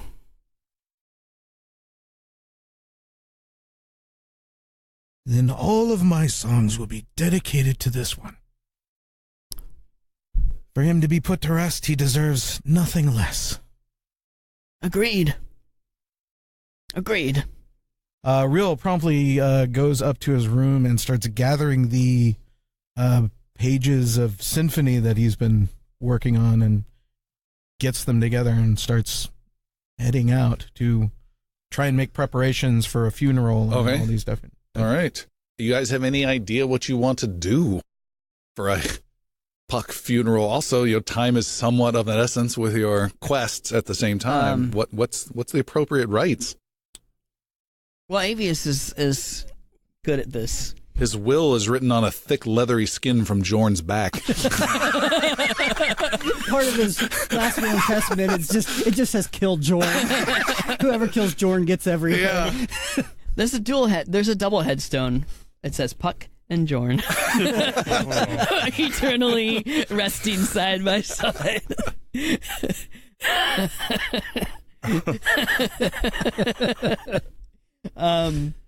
Avius begins to walk away from the table and says, "Yash, come with me." Of course. And we walk out to the bodega, the shed outside that where the yard tools There's are kept. a bunch of tools there. Yeah. The garden tools. Quite ironically again. And we pick an area in the side yard that has not been manicured with lots of topiary or anything like that. There's a great area next to the west tower where Puck's roost is at. Perfect. And I hand Yash a shovel, and I have a shovel, and we begin to dig. All right. You guys spend this evening digging. Samara brings out a couple lanterns to help light as you guys work. She brings out some food if you have any stomach for it, and some ale. Elmon, while this was going on, you were heading to Middlehawks, you said? Yeah. You are at Middlehawks. Nor is there. Elmon's hood is still up at this point. All right. He's gone into full mourner mode. Nor says, what can I do you for, traveler? I need to speak to Olgrim. I'm afraid Olgrim isn't working here anymore, but I can certainly serve you. We've got ale, we've got wine, we've got cheese and bread. It's Elmon, and I need to speak to Olgrim now. He looks under your hood. Oh, you look a mess. Where's Olgrim? Olgrim, he's gone off. He's serving on some ship. You helped get him his paper. He's part of the Navy now. Where, if he's in town, where is he most likely to be? Let me see. And he scratches his chin as I try to see. Where is it at? There it is. That's the part we forgot. Yeah, it is. Totally forgot that part. Yeah. Let's see here. He gets out a rolled up piece of paper, and it says, if you need me, I'll be on the Arcadia, and don't need me. Olgrim. Very Olgrim. Okay. Elmon leaves, and we'll head towards, I guess, so the flying ships that he'd seen before, where were they stationed, or? There are some that are stationed out of the Dalengard Fortress, and then there are some that are stationed for rich folks above that in the noble quarter. I will start heading towards Dalengard. Okay. You are heading there. Real Avius. Pucks. What else? Oh, that's right. Sorry. I was thinking Puck. I was asking Puck. I assume at some point in the night we finish digging Puck's grave, and Avius is just going to turn in, try and get some rest. Okay. And what are you doing with Puck? He's still on the dining room. He is. All right. Before Avius Spasmodically changing into animals every so often. well, that's creepy. Till he gets to the octopus one, and then it's Oh, taco. H.P. Lovecraft moment. Before going upstairs, Avius gathers like one of the finest tablecloths they have at the manor, Okay. and sets it on the table next to Puck. He goes out and clips any aromatics or good-smelling herbs and flowers from the garden that Puck has worked so hard to grow for us.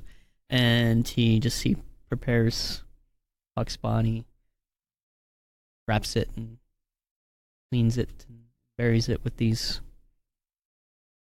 fine-smelling plants. Okay, so by yourself at night. Well, I don't bury it. I just get it ready. I get it You get it all ready. wrapped and Still in the dining room. yeah. Okay. And Rill, anything from you? Real creating some sort of funeral arrangement with the monies that he does have, putting 1 platinum bar against that to prepare something. Prepare what?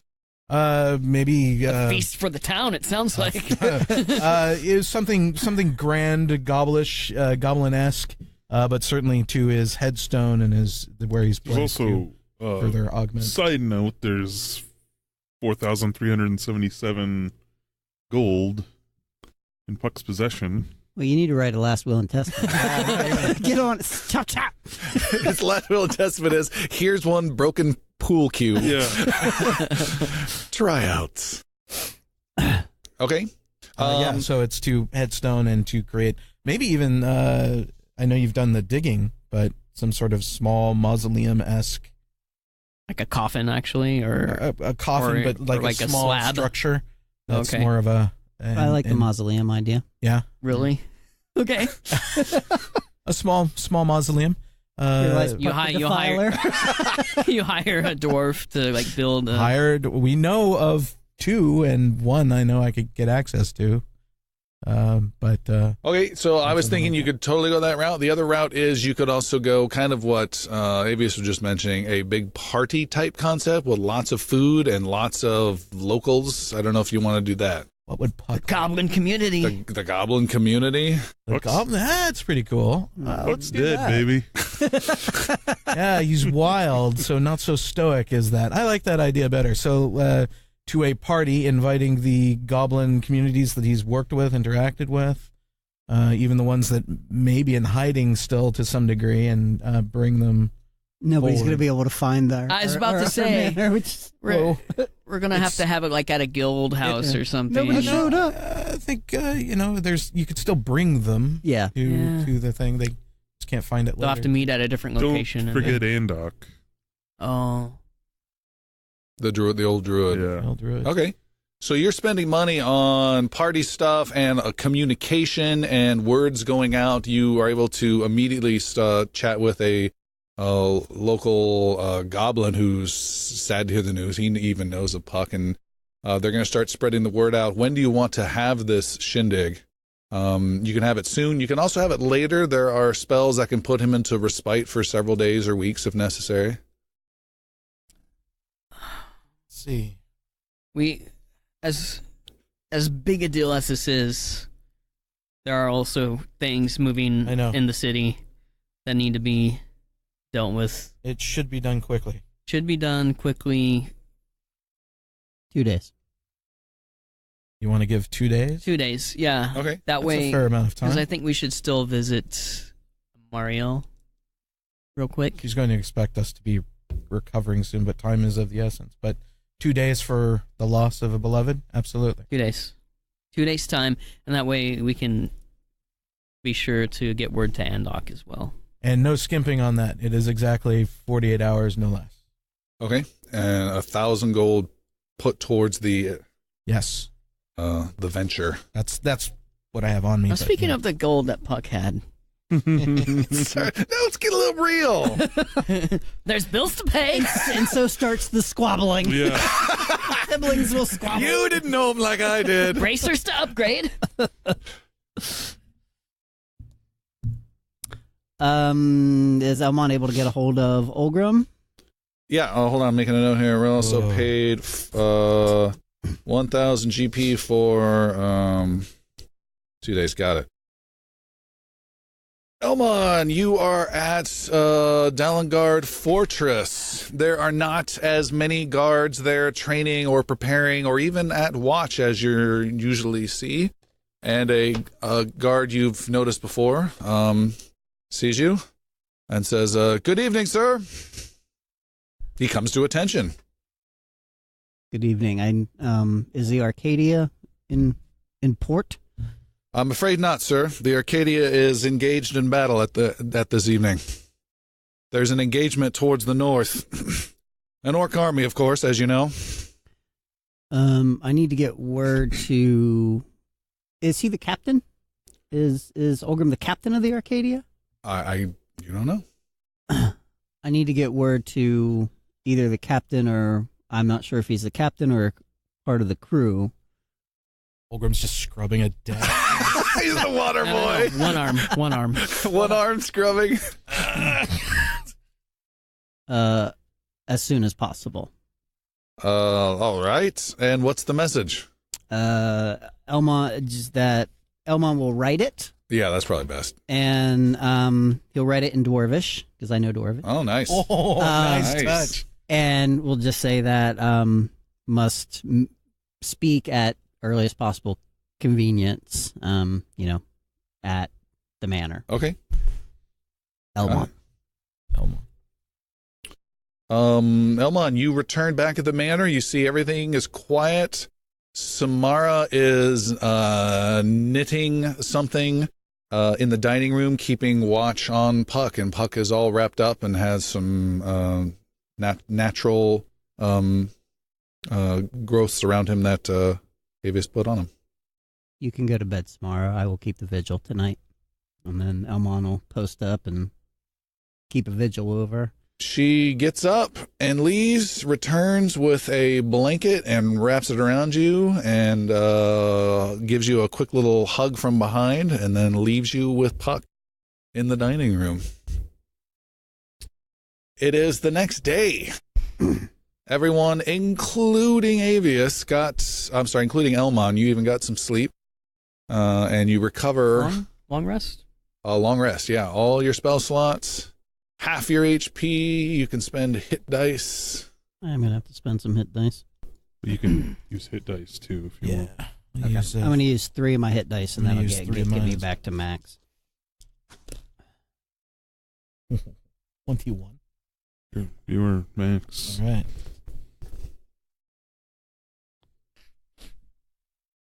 You guys are gathered in the kitchen, eating a little bit of food to keep your energy up. Puck's dead body's still there on the table. We're Oh, just yeah. eting around him. He's in the dining room. You It's guys like are one in of the those kitchen. sushi bars. Right? Yeah. Oh, that's atrocious. What would you like to do or say? Well, we have some time before we have Puck's celebration of life. We do need to go see a Mariel. Yeah. We do need answers. In the funeral preparation or party preparations, rather, I've paid for a minstrel to be there so that there's never a moment without music. Constantly, Yep. you or someone else will Yep. be playing music. Yep. All right. You want to figure? We spent 1,300 X on the funeral, and then 1,000 to each of us out of what Puck had left. Oh, you. I mean, that's fine. Okay. All right. Wait, what? So he's saying you didn't spend any of your You personal. didn't spend Oh. personal funds. I see. We used out of Puck's coffer. I mean, and then His split up the Omaha rest. Mutual plan to take care of I mean, himself. reality is we're alive. He's not. So Cool bastards. So you actually 1,000 gold gained each? 1,000, Yes. Rill. Gained 1,000. what was that armor again? Oh, damn. Do it. It was great armor. It'll fit your thigh. It's magical. It'll too. Oh. I have magical armor. What do you want to do? Sell his armor. Sell his Leave him be for spear. now. Yeah, yeah. Free. Yeah. Toss the spear into the river. Just chuck it off the gorge. How far can it go? God. Pry out the gem in it. We lost Taffer. There's that chute. You just start putting Puck into the chute. Won't quite fit. There we go. Oh my Taking god! bets on where he's going to land. Oh no! Oh, there's the clock. No, we go visit Amariel, right? Marielle, yes. Okay. You guys head towards Marielle. Her home is in a weird connecting point where the North Market meets the Rivergate District. So it's kind of this crummy neighborhood adjoined by Mercantile District with a nice neighborhood. Except when you walk in there, instead of abandoned houses on the street, the houses are not abandoned. They are looking really nice. They've all been refurbished. And since the last time we visited? Yeah, it's been like 3 months or Okay. so. There are people living in them. You go to her house. It looks beautiful. It's got a beautiful yard, beautiful trees. It's got a little picket fence outside of it. And you can hear some laughter and music coming from inside her place as you approach her door. I don't think we're in the right spot. We are, but this is peculiar. It is certainly not like it was before. To the house that was there, I just stride on up and enter, actually. Okay. Yeah. You stride up, you open the door, and you enter. You enter into a brunch party that is going on right now. And there are a bunch of well-to-do, well-dressed people in very fine clothes. You guys are not dressed in very fine clothes. No. None of them are armed very well. Maybe a few are. And they're having nice conversation. There's a harpsichord player that's playing. There are drinks that are being served and some light fare to eat. I'm gonna grab the first person he sees. Okay. Where's Amariel? He says, easy, these threads are expensive. And you hear from across the room, darlings, there you are. And you see Amariel. She's got her long black hair, her slender frame, this time weirdly dressed in a beautiful, expensive summer dress of colors and floral patterns, and she strides through. I'm imagining this looks a lot like the scene from Coco, where there's undead, but they're adorned with flowers. And she comes over and says, welcome, it's so good to see you. I didn't think you'd make the party. What? Why are we celebrating? This is no time for celebration. I agree. We're not here for the party. She says, of course. And she says quietly, I suppose I can make some time for you, seeing as that the world is at stake. She says, right this way. And she leads you towards a sitting room side chamber. I like to believe that if the armor I'm wearing, I blink out of existence and blink back, it comes back pristine. Okay. Instead of grungy and whatnot. So I just quickly make it blink away and blink back up, and my quality of presence elevates quite a bit. You walk past, she introduces you to a couple people, some rich ironworker guy here. She says, this is Bareth Abanar, and he nods at you, a man you've never seen before. None, you've not seen any of these. Abanar. Where is that name from? From our friend. Of Maleo? yeah. and she introduces you to a big lumber magnate by the name of Otaric Croston. He says, "Oh, lads, good to see ya. I know these guys." And she, and the last person, right before she whisks you away into the side chamber, she nods and she says, "These are friends of mine, and not to be concerned with. And friends, this is Lady Imes Ladam." And then she takes you into the side chamber and closes the door. The side chamber is a sitting room. It's got some velvet cushions and love seats. It has, once the door is closed, 2 skeletal servants come out. And they also have some food and drink, nowhere near as fancy as the other stuff. And she sits down and actually lays down a love seat, stretching out across it, looking beautiful. And says, "Well, you certainly got yourself into an interesting situation. I have a sense that we will never be bothered by this queen again." Is this so? We sent her back from where she came. That is excellent news. I think this is certainly a call for some sort of celebration then. At great cost. No small thing that one could be traded for the other, regardless of how evil or sinister she actually was. We lost a great companion. No small effort. A skeleton servant walks past a big painting of a blue moon covered in circular runes, and he offers you Rill a goblet of wine. I decline it politely. Another skeleton on the other side walks past a painting of a volcano disgorging lava with weird circular runes, and he offers wine to you, Elmon. Elmon just literally does not even acknowledge that the thing exists. It's, all right. It's like, as far as Elmon's world's concerned, it is not there. Socially, the skeleton doesn't know how to respond, and it stays there for a while until she motions it to move on.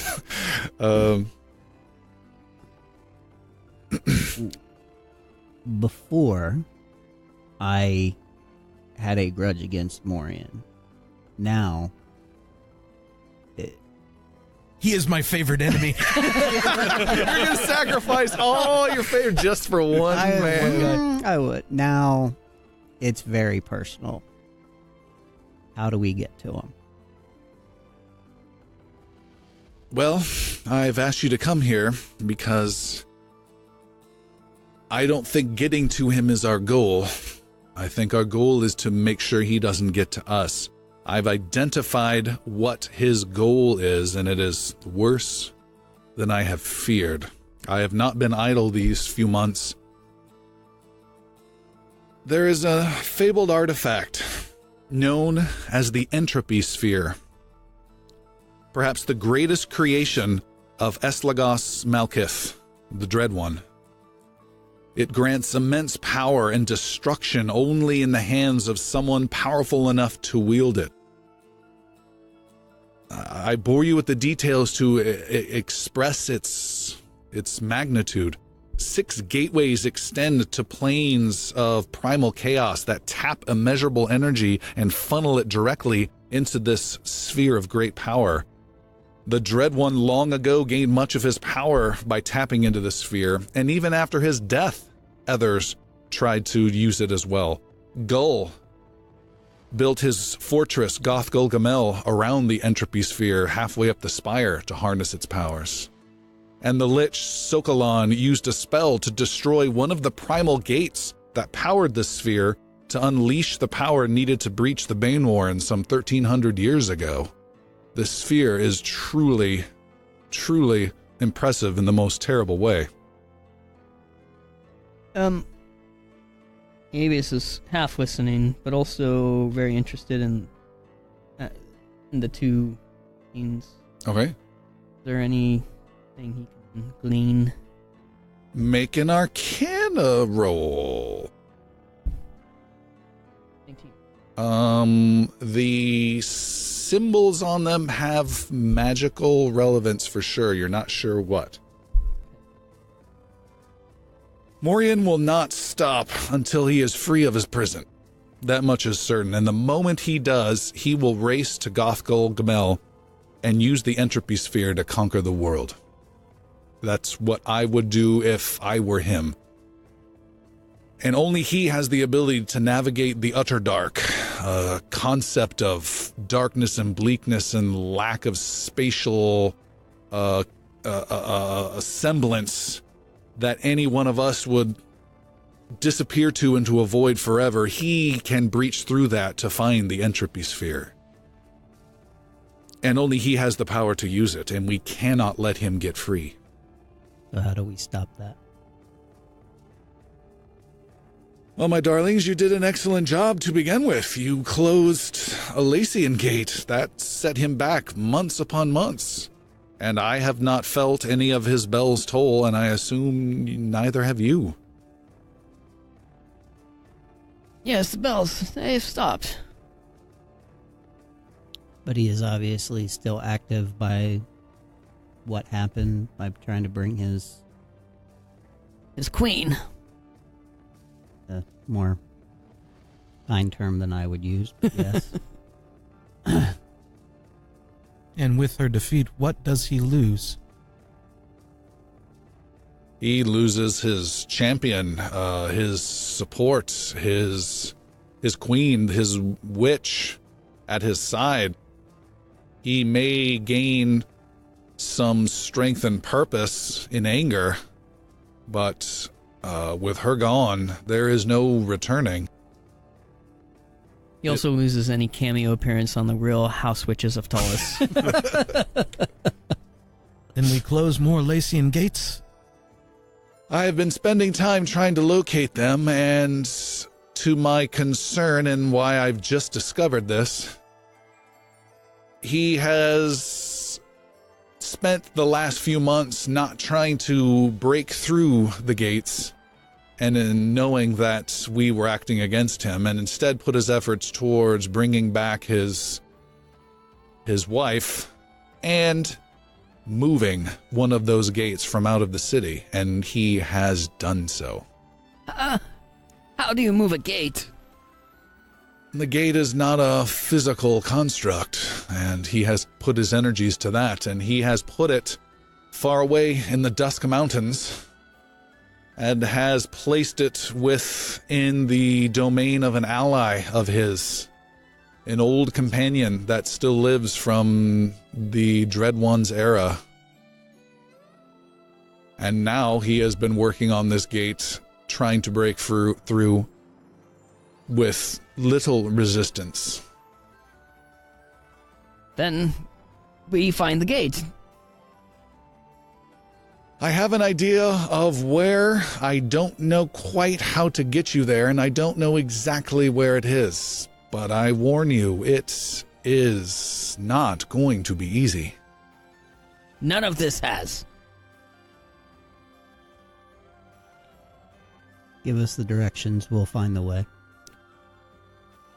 She lazily points a slender hand over above Avius's head at the painting behind you. I turn around. And she motions, and a skeleton grabs the painting and lifts it up and brings it over towards her. And she takes out a very slender, almost needle-like knife and slices up the painting. And another skeleton comes out with a silver tray with a piece of paper also wrapped up, and then he wraps up the painting. She says, "This here can get you in the direction you need to go." And she motions over back towards you, Avius, and the skeleton brings the silver tray over with the 2 wrapped pieces of paper. She says, "Can these be of use to you?" If you think they will be, then we'll find a way to use them. You look quickly. You see one is the piece of art of the volcano, okay, with some weird runes on it. The other you unravel and quickly look, and it is a spell scroll, and it is a spell scroll of teleportation circle. I believe you are capable of such magic. The only catch is you will need some physical location to depart from, and that I cannot help you with. What do you mean? You must have a teleportation circle to use this spell.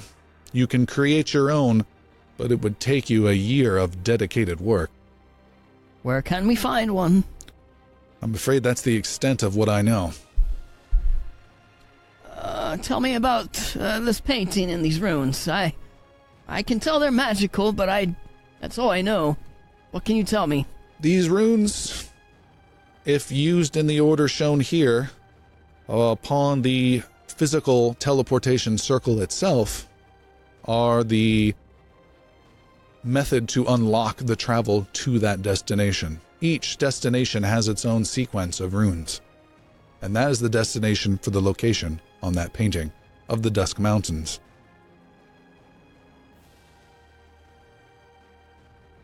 Avius does his best at that moment, upon hearing that, to memorize the runes of the Blue Moon as well. Oh, on the okay. painting. Duly noted. What questions do you have? Who is Morien's ally in the Dusk Mountains? Ah, yes. That would be Carverath. A beast of ancient power. Long crippled, but I fear with the growing strength of Morien has gotten back some of its strength. What kind of beast is this? You would know it as a fire dragon.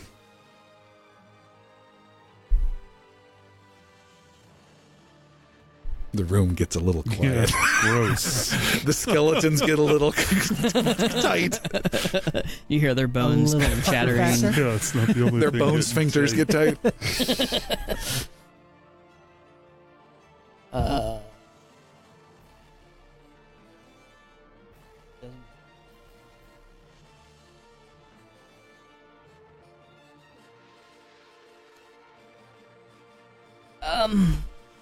I have some thoughts on that, but we'll discuss that. This gate, how will we know when we find it? You've run into one before. So it would be similar. It should be similar. Must get close, you must dispel it. And, if you would not mind, another skeleton returns with a silver platter, and upon it With are vases. 4 vases. Small Course. vases. Very small, convenient vases with little small crystals inside. I nod at the skeleton towards Rill. Rill unfolds his satchel as though it is a hefty Unhinges sack. his jaw. Skeleton and all. He just takes the whole servant. That's awesome. We'll be taking this. She only cares about the tray. It was my grandmother's. Do you know of any weaknesses that this Carveroth has? Anything we can exploit? Ice cream. It is cold. I know of no weaknesses. He is powerful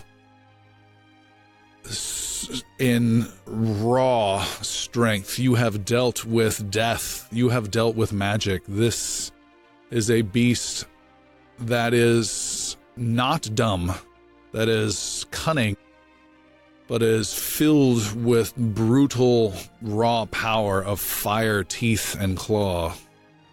Fire, teeth, and claw, and you said it was injured. It survived the defeat of the Dread One long ago, and I had thought had perished. But like some of us, we made it through and are here this day. It had acquired the Lissian gate. You had mentioned it was working on a way to make it function? Morien has moved the gate, and Morien is now working to unlock that gate. And how much time would we have? That's why I brought you here now. You have limited time. I don't know. It could be today. It could be a week from now. My guess is it may be longer than sooner, for I still sense there is a third gate in the city that is also being worked on that I cannot locate, and I continue to try to have my minions isolate and find. So he is working at both locations.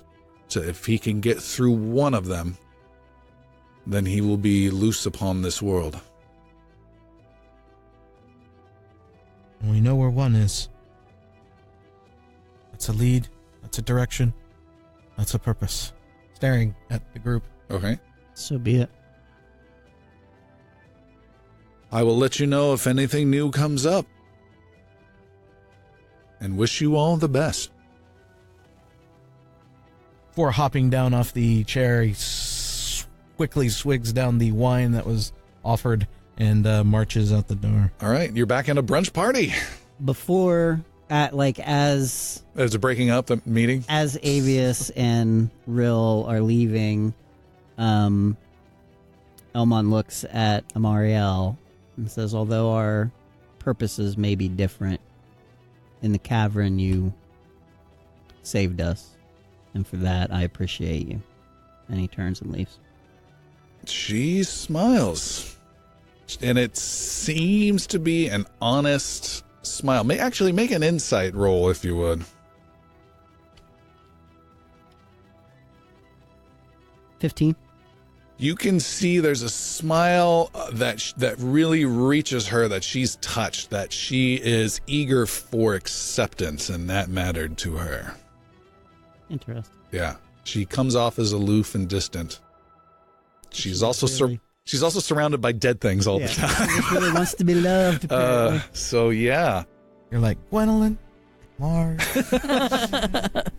you guys are in A this side girl. little brunch party, heading out your way. Otarik is there.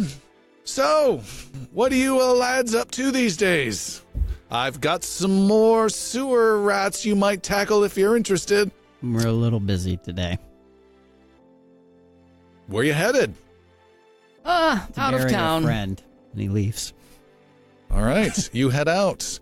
Rill, you can see the lady you were introduced to is watching you guys closely. Iams. Lady Iams Ladam, yes. Not like the dog food. It's not Iams.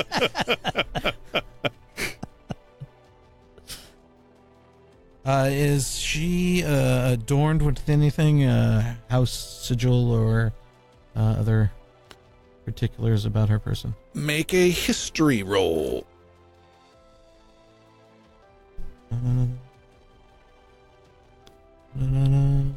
18. That's pretty good.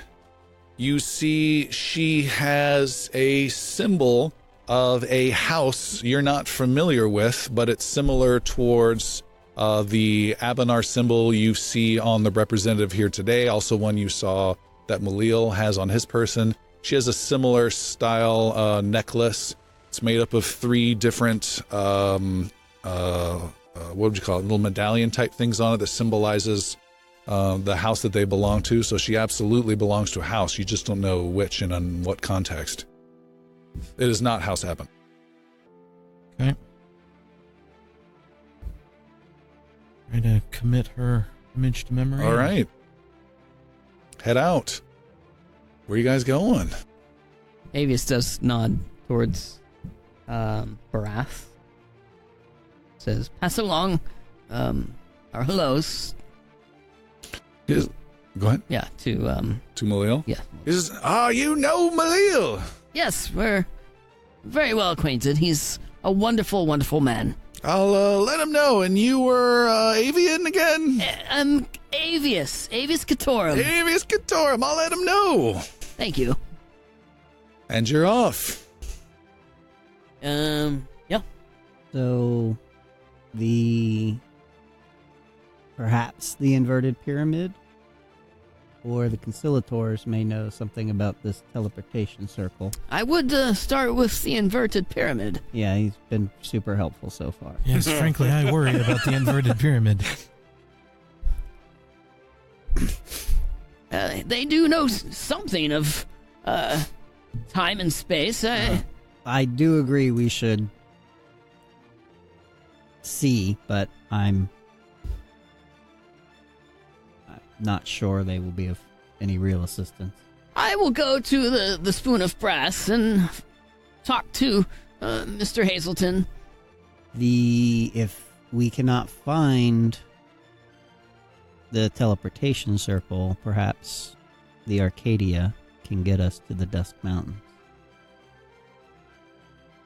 Yes, well, we don't know when we'll hear back, but that's hopefully an option. From there, I split up and head towards the Spoon of Brass. All right, so you were at that bar. You're asking for Mr. Hazelton. Mr. Hazelton. Doesn't take long. He responds quickly. I have some place to go to. Okay, he comes out from the secret back room at that bar. From his teleportation magic, you hear the tearing sound, and then he comes out. Oh! Avius! Good to see you! Yes, well, I suppose the same. And where are we off to now? Oh, well... You have some good news? Mixed news. We seem to have thwarted for now some of the desires of Morien. However, we did lose our very beloved friend Puck in doing so. Oh, that's the little one, right? Yes. The singer. I'm sorry to hear that. No, the... No, the druid, the goblin druid. Oh, the goblin. Yes. I like that one. Yes, we all did. Yes. Well, you've been gone a while. A few days. But you understand, we have the men of chaos that have infected is the only word I can think of, the Bane Warrens. Who knows what they're up to in there? We must find a way. I had hoped you would have good news. Well, we have some news to work with. What do you know of teleportation circles? I regret to tell you, there is no possibility of teleportation magic. Shove it up your ass! You cannot enter the Bane Warrens through Shove teleportation. it up your ass! I don't care for that language at all, sir. I'm not telling you jokes or fibs. I am tired of your talk of impossibility, sir. Saying you can't get into the Bane Ward. You cannot get into the Bane Warrens through teleportation. I'm not trying to get into the Bane Warrens. You cannot get out of the Bane Warrens with teleportation. I'm right here in front of you. I've no need to get out because I'm not in. Now, please, what do you know of where I might find a teleportation circle? I know of two. What is your plan? To close another Lissian gate.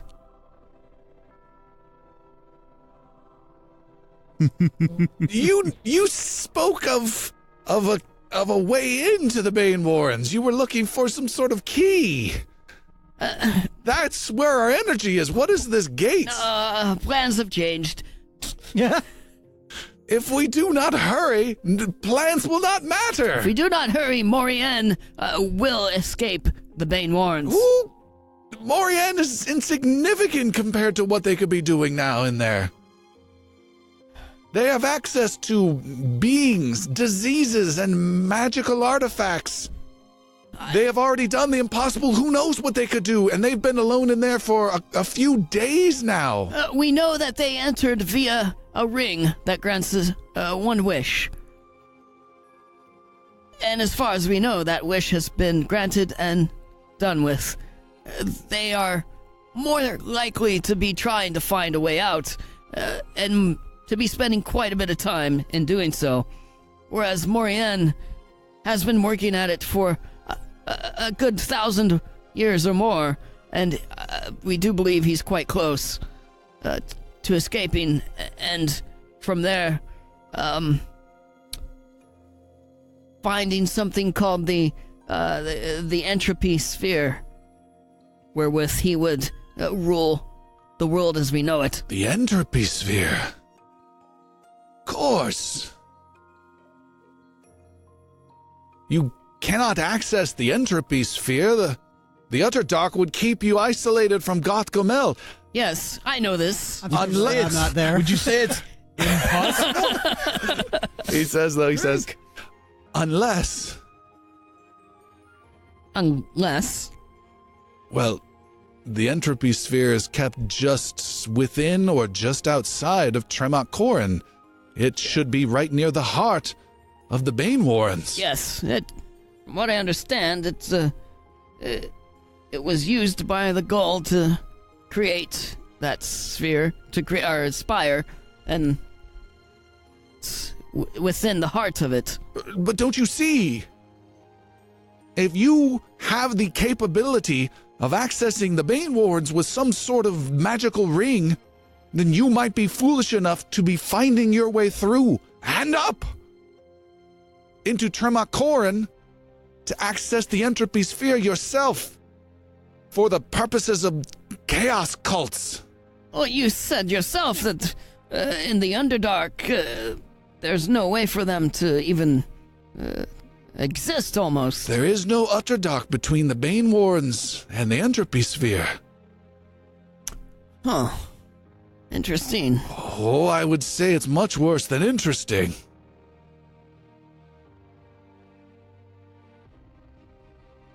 Well, this does give us more to consider. So, tell me about the teleportation circles. How can I help? I was gonna say, don't let him distract you. I'm also looking for a ring. I've lost one important ring. So sorry. Yes, we have an address, if you will. I would just need the circle to... 192.168.1.212. Here. What am I doing? I only know IPv6. We're going to be here a while.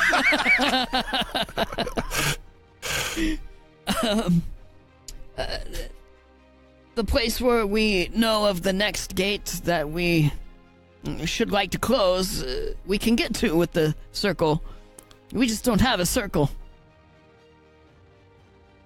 I know of two, yes. There is one that we have access to in the Inverted Pyramid, our Wizards Guild. Yes.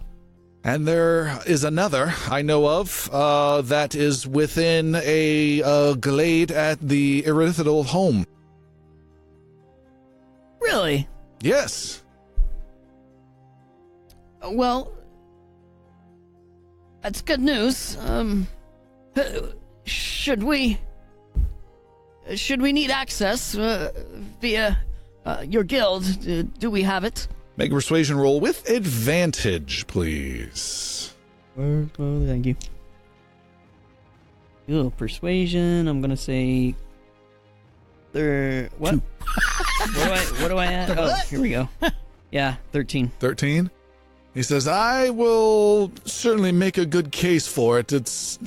Guild members are never allowed in, but these are extenuating circumstances, and I will check with my fellow wizards. Very well, and you know where to find us. Well, before you go, I'm still waiting on what news or what you will do for this key. We need to stop what's going on in the Bane Warrens. What have you found? Nothing. Oh. Honestly, our trip the last few days has been nothing more than doing away with the Lissiar, the queen of Morien,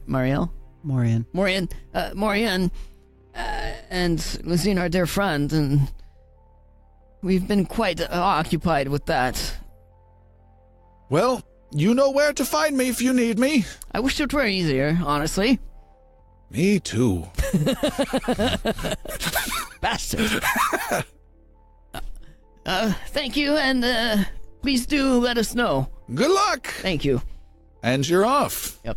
Elmon, you said you had something you wanted I do. Elmon is going to stop by a flower shop, pick up some flowers. Okay. He is then going to go to the library. Oh, shit. All right, you've picked up some flowers, some nice flowers. That'll cost you 6 silver. All Get right. some really nice ones. Yep, And you're going to the city library in Old Town. correct. Okay, it's old, it's dusty, 2-story, long, wide, multiple wings of this library. There's a front desk area there. Is Xenia there? Wow. Hold on, we're going deep. We're doing a deep track here. Oh, What the this heck? is great. But don't worry about the bog legs either. There's some bastard bog legs hopping around now. They're goblins. There we go. Took a critical success to get out of mine. So. Yes, she is there. She is the library attendant sitting behind the counter. Elmon will walk up and gives her. It sets the flowers down Okay. and says, Well, what is this for? "This is from our companion who you had met previously. He was a goblin that you spoke with some time ago. His name was Puck, if you recall. I do recall the man, yes. His dying wish was for you to have these. It was. Yes. Elmon really does try to hold back a laugh while he's doing this. He's still gonna have a little bit of fun here. Unfortunately, he died bravely and valiantly in battle. Trying to cut these flowers for you. Lots of bees. We are. Yeah, he was highly allergic. We warned him, stop, but he would not. Anaphylactic shock. It's my favorite spell. I am certain he would wish for you to be at the service, and Elmon will tell her where the service is. All right. Make a persuasion roll, please. Rolled off. Oh, no blue mist for you. Can it be at advantage? No, what did you roll? A 1. A 1. She says, I just don't remember the fellow that well. I'm sorry. Oh, I'm sorry. Elmon will kill her. Yes. Never send an Elmon to do a man's job. Oh, that is so much. But I understand. While I'm here, I need to update my library card. do you have anything about fire dragons? That's our adventure slaying section. It's a pop-up book you love. Scratch and sniff. Hopefully something specifically on weaknesses or vulnerabilities. Oh yes, the weaknesses of fire dragons right here. The stat blocks, monster manual page. Advanced metagaming for beginners. I can't believe I rolled a 1. I try to get her there for So you, man. good. Buck's honor that one. Yeah. Yeah, exactly. You can't go in. You just need to drag Rill along. Everywhere. Yeah, I thought about it, but I'm like, no, I can handle this. This should be easy. She liked it. Essentially, you just threw the flowers at her. Yeah. One of those, they got caught in the door, you just ripped them Yeah. out, it's just the stems. Yeah, Throw them at her. Fire dragons. My friend died, now I want fire dragons. Puck's dead, okay? Give me some information about fire You dragons. killed him. She's like, who is this? Security. Seriously, though, there's fire dragons? Can I get some information? She is able to procure you a book. You will have to pay a gold, though, for membership. That's fun. All right. Again? Avia. Did you pay before? Yeah. Avius has I free don't have note membership of that, at the but library, okay. by the way. Yeah, because I was We all in there. did. Okay. I didn't know y'all did.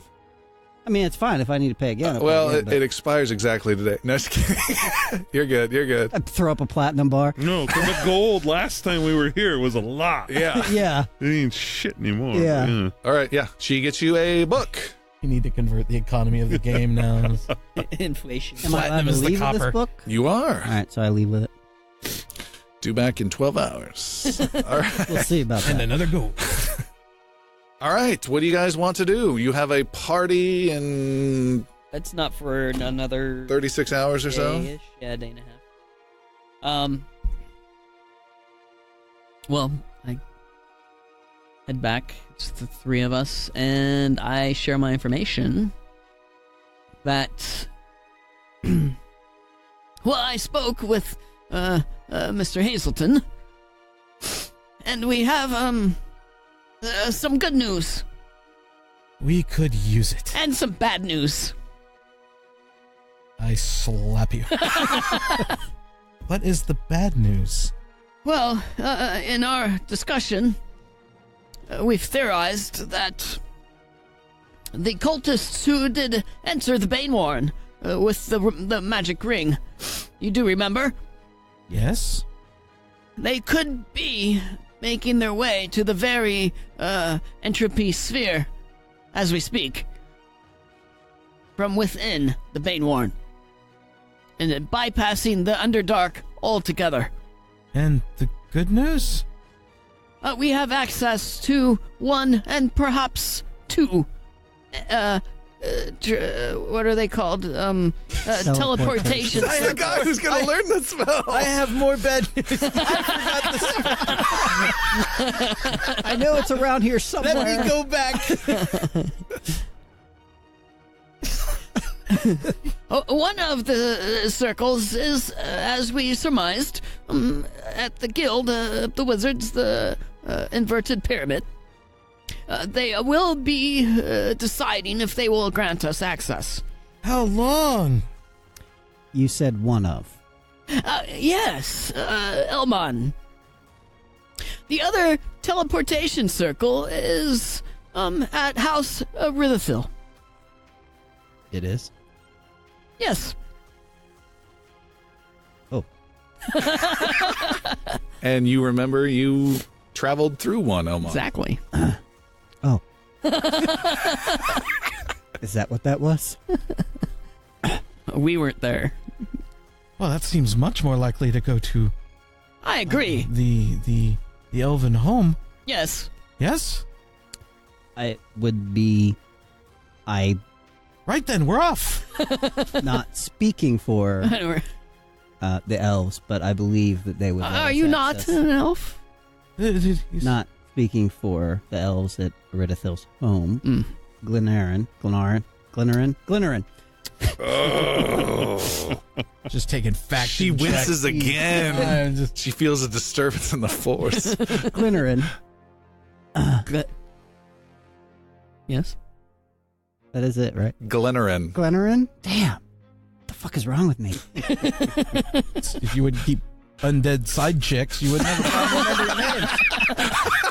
Glenarren is going. He's got a Marielle down, but Glenarren is going through your phone one day, Yeah. and she sees the numbers that says side chick, and she dials it, and her phone rings. Oh, I can explain everything. the last act. No. No. Hey, you.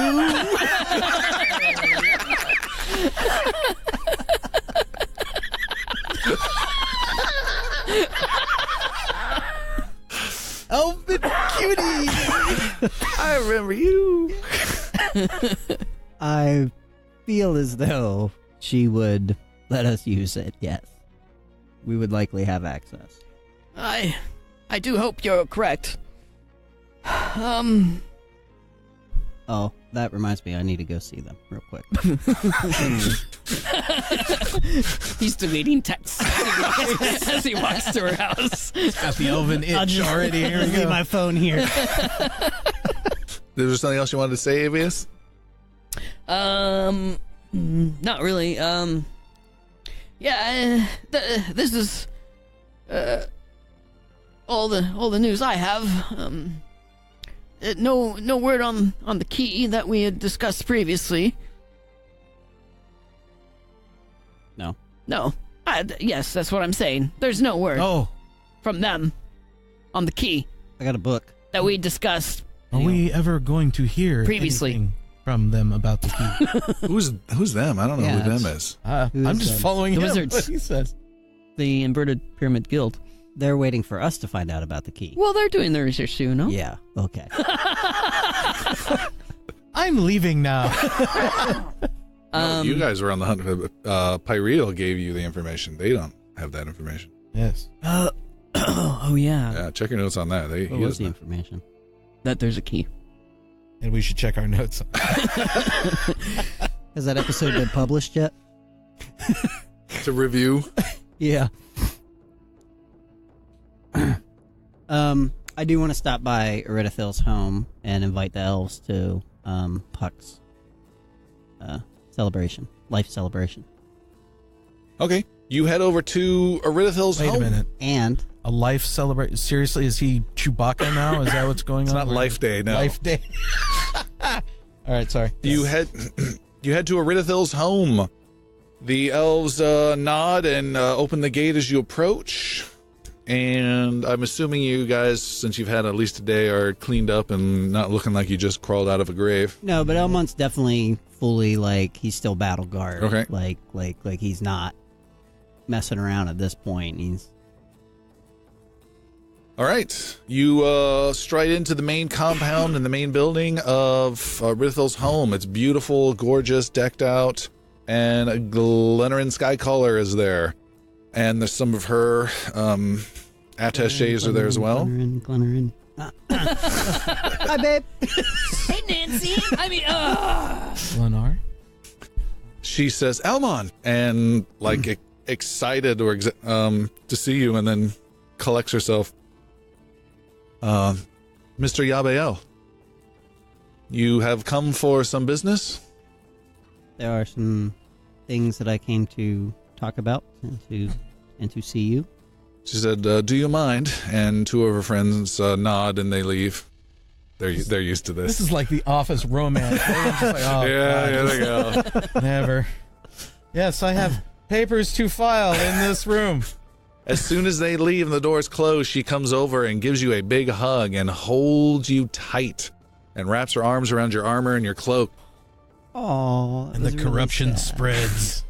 She says, I had the most terrible nightmare about you the other day that you died. I'm so glad to see you. Thank you. And we ran into some trouble, and unfortunately, we lost Puck. We fought Morien's witch, and he died killing her. Oh, I'm so sorry to hear that. We are having a service for him tomorrow, and any of the elves who would like to come are welcome to. I would be honored to. I've never seen your place.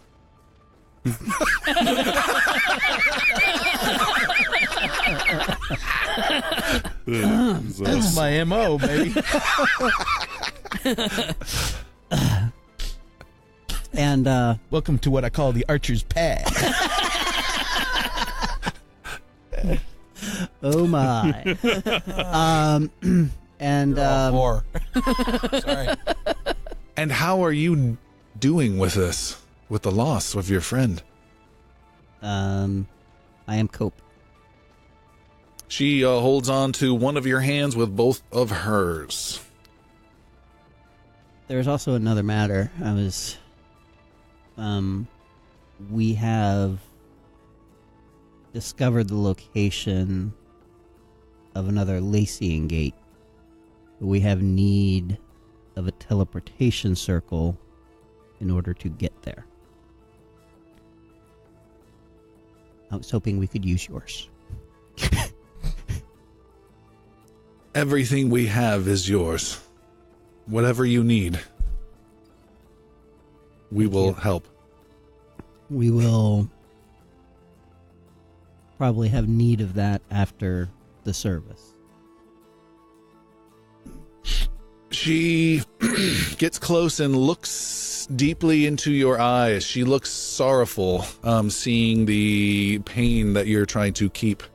Essentially, she's piercing through with her insight skill very easily. Amon looks away. You have earned, I hope you know, a lot of respect from the elves here. You are not an outsider. You are one of us. You are revered, and these are your people. You have your family with the group you adventure with, and you have a family here, and I want you to know that. You are not some scout who is ostracized or not welcome. You are part of Aridithil's home. That means more than you know to me. There are some things that I need to take care of now.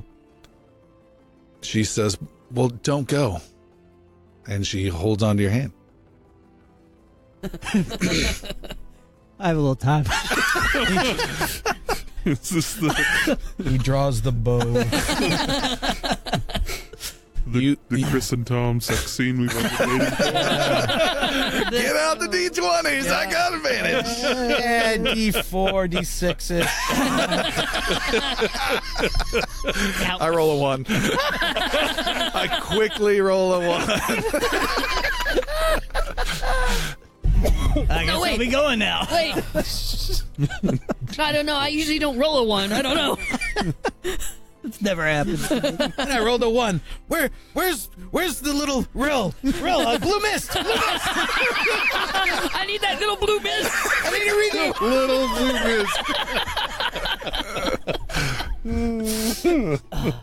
mist. She continues in this very emotional moment with elves laughing on the other side of the door.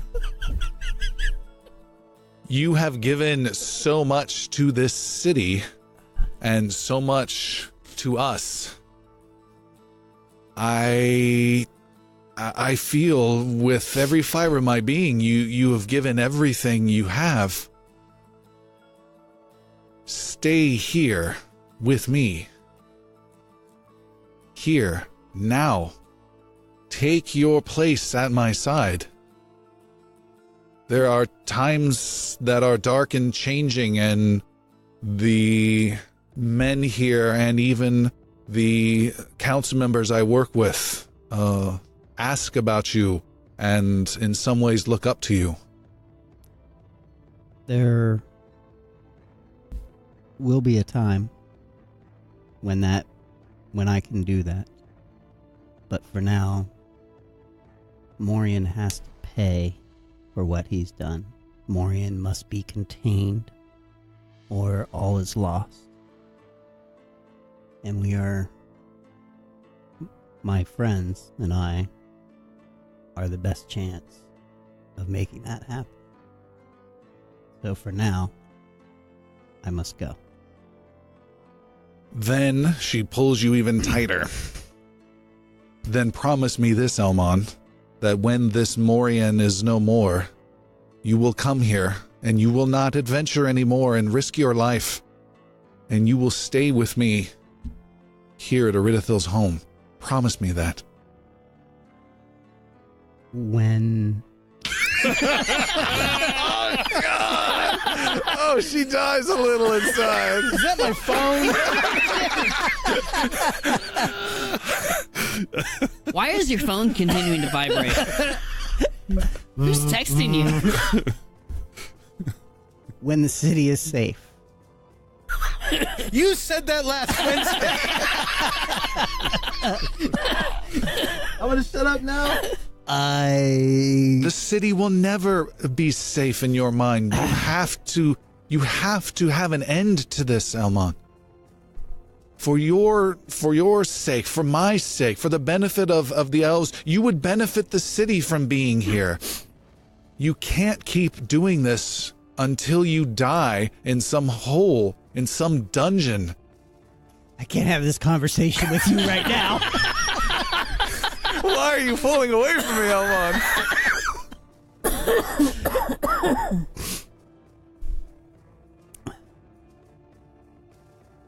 This has to be done. I agree it does. And when it's done, come join me, and I will put everything I have to expediting that, and you can use our magic if that will aid you.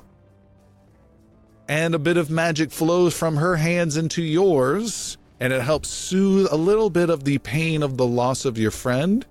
Not all of it, but there's a little bit more focus. You've gained a Glennerin inspiration die of a D8. Yeah! Wow. Wow. And she gives you a kiss on the cheek, and she says, come back. And watches you leave. I'd say I will and leave. Let's stop there for tonight.